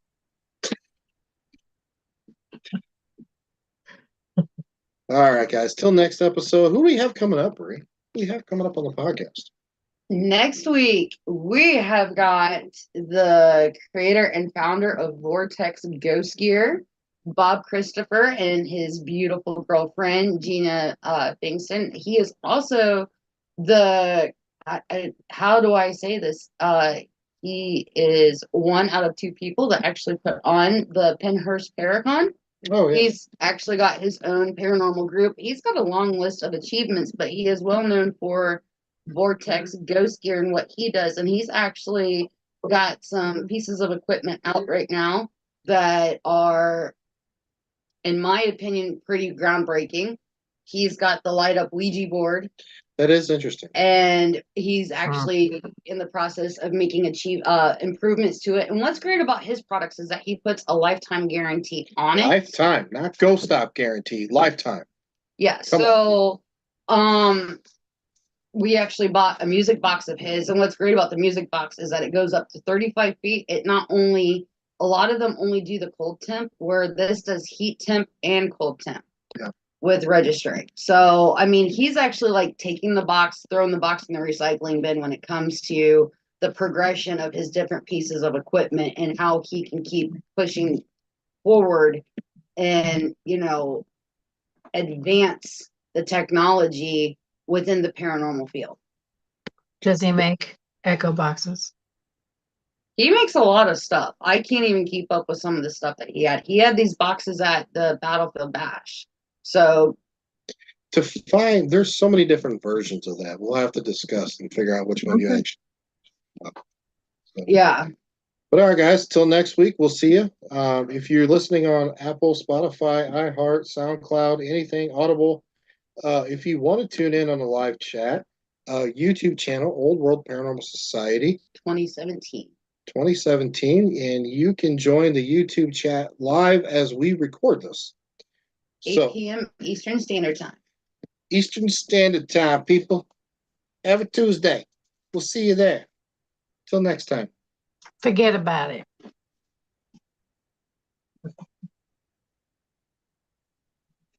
What up, YouTube? Welcome to the Post Podcast Show. You got a few minutes to get your last questions in or your last laughs or whatever you want to say. Oh, shit. They're all saying it was a great show from what I'm seeing on the comments right now. It's just funny watching you the whole time. I know. It's like, because I'm up close to my phone, so I have to use my bifocals to see the phone without it being a blur. You definitely showed your age. Thanks. I'm still pretty at doing it, so it's all that matters. What? Oh, I didn't realize Mikey was laying next to Brielle on the small desk in here, and I just see like this gray mass like rise up, and I'm like, and then I have to look behind Nick, and then I see the ass end of the cat, and I'm like, it's just the cat, okay? I wasn't expecting it. I'm like, I know it's not paranormal, but what the hell? Nick said something I couldn't hear, and Bree's about to bust him. That's what it looked like. Shout out to Madison Seminary, y'all. Oh, man. He's obsessed with sleeping on her. Mm-hmm. Like, it is weird. Like, Mikey is obsessed with sleeping on Brielle.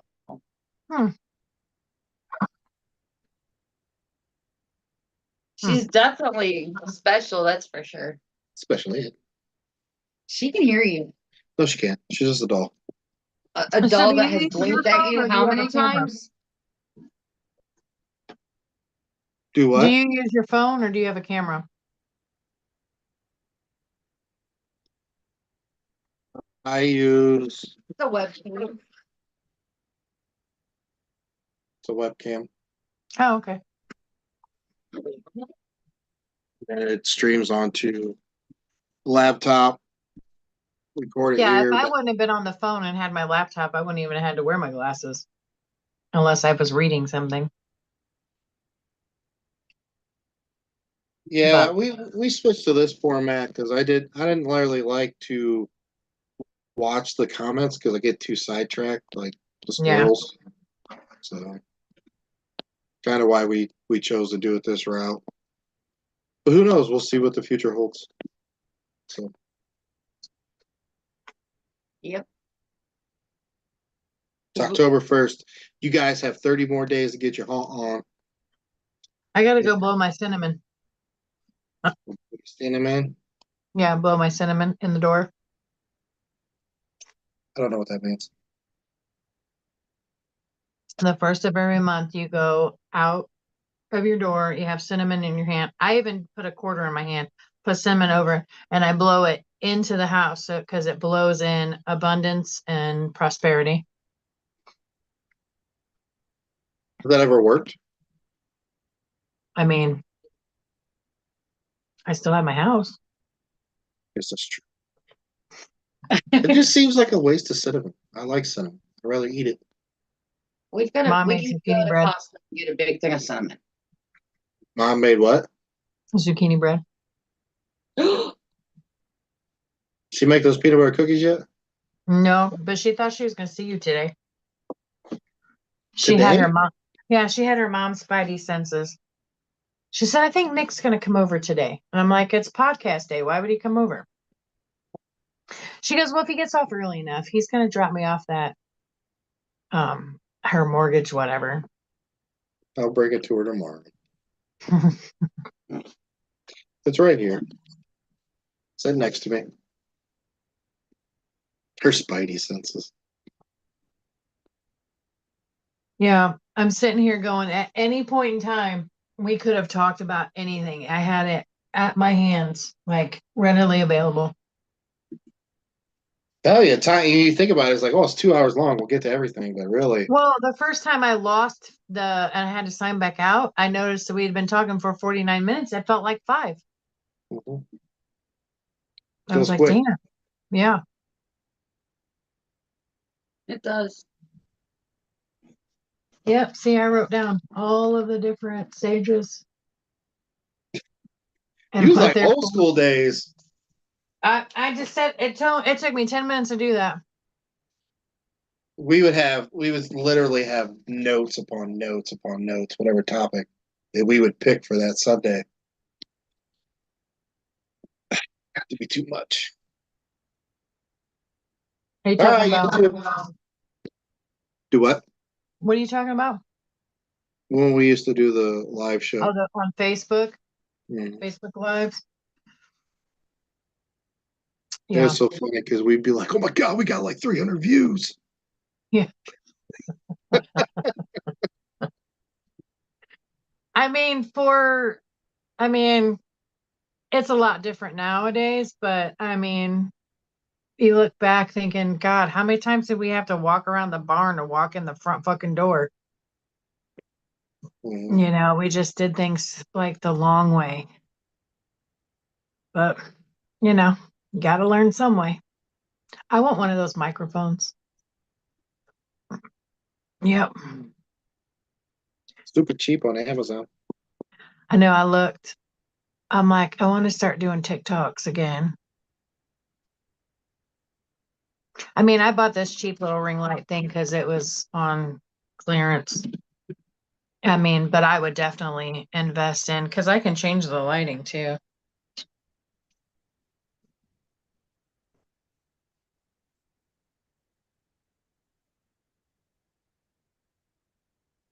Can you see the light change? Yeah. Yeah, you can see it reflecting off you. Yeah, so that's the warm one. And that's like the bright white, and then that's blue. Should have Huh. went with the blue. Yeah, the blue would have been good. That's totally weird because I've dreamt about this, and that's what triggered it. That doing that. That's weird. Well, not weird, but weird. How many times do I do that? 4 times a day and 10 on Sunday. I have to explain whether it's an actual deja vu or a dream. Okay. Mom says, "Good night, love you, my children." Good night, mother. Good night, Ma. Good night, Mom, love you. Get your end of the house, mother. Oh, at first I had a hard time sleeping. Yeah, she stayed because I could hear her snore. And it's not because she snored. It was just, you get so used to, like, I used to sleep with a TV and all that stuff, and now I don't. I don't have a TV in my room. So, I have my fan on and that's it. I can hear when something happens in the house. So the dogs bark, growl, whatnot. I hear it because it's the mom sleep. So I get up. But so that's what it was. And I can hear, like, if she moves over too hard, and I'm like, wow, they really should have put insulation in between the drywall.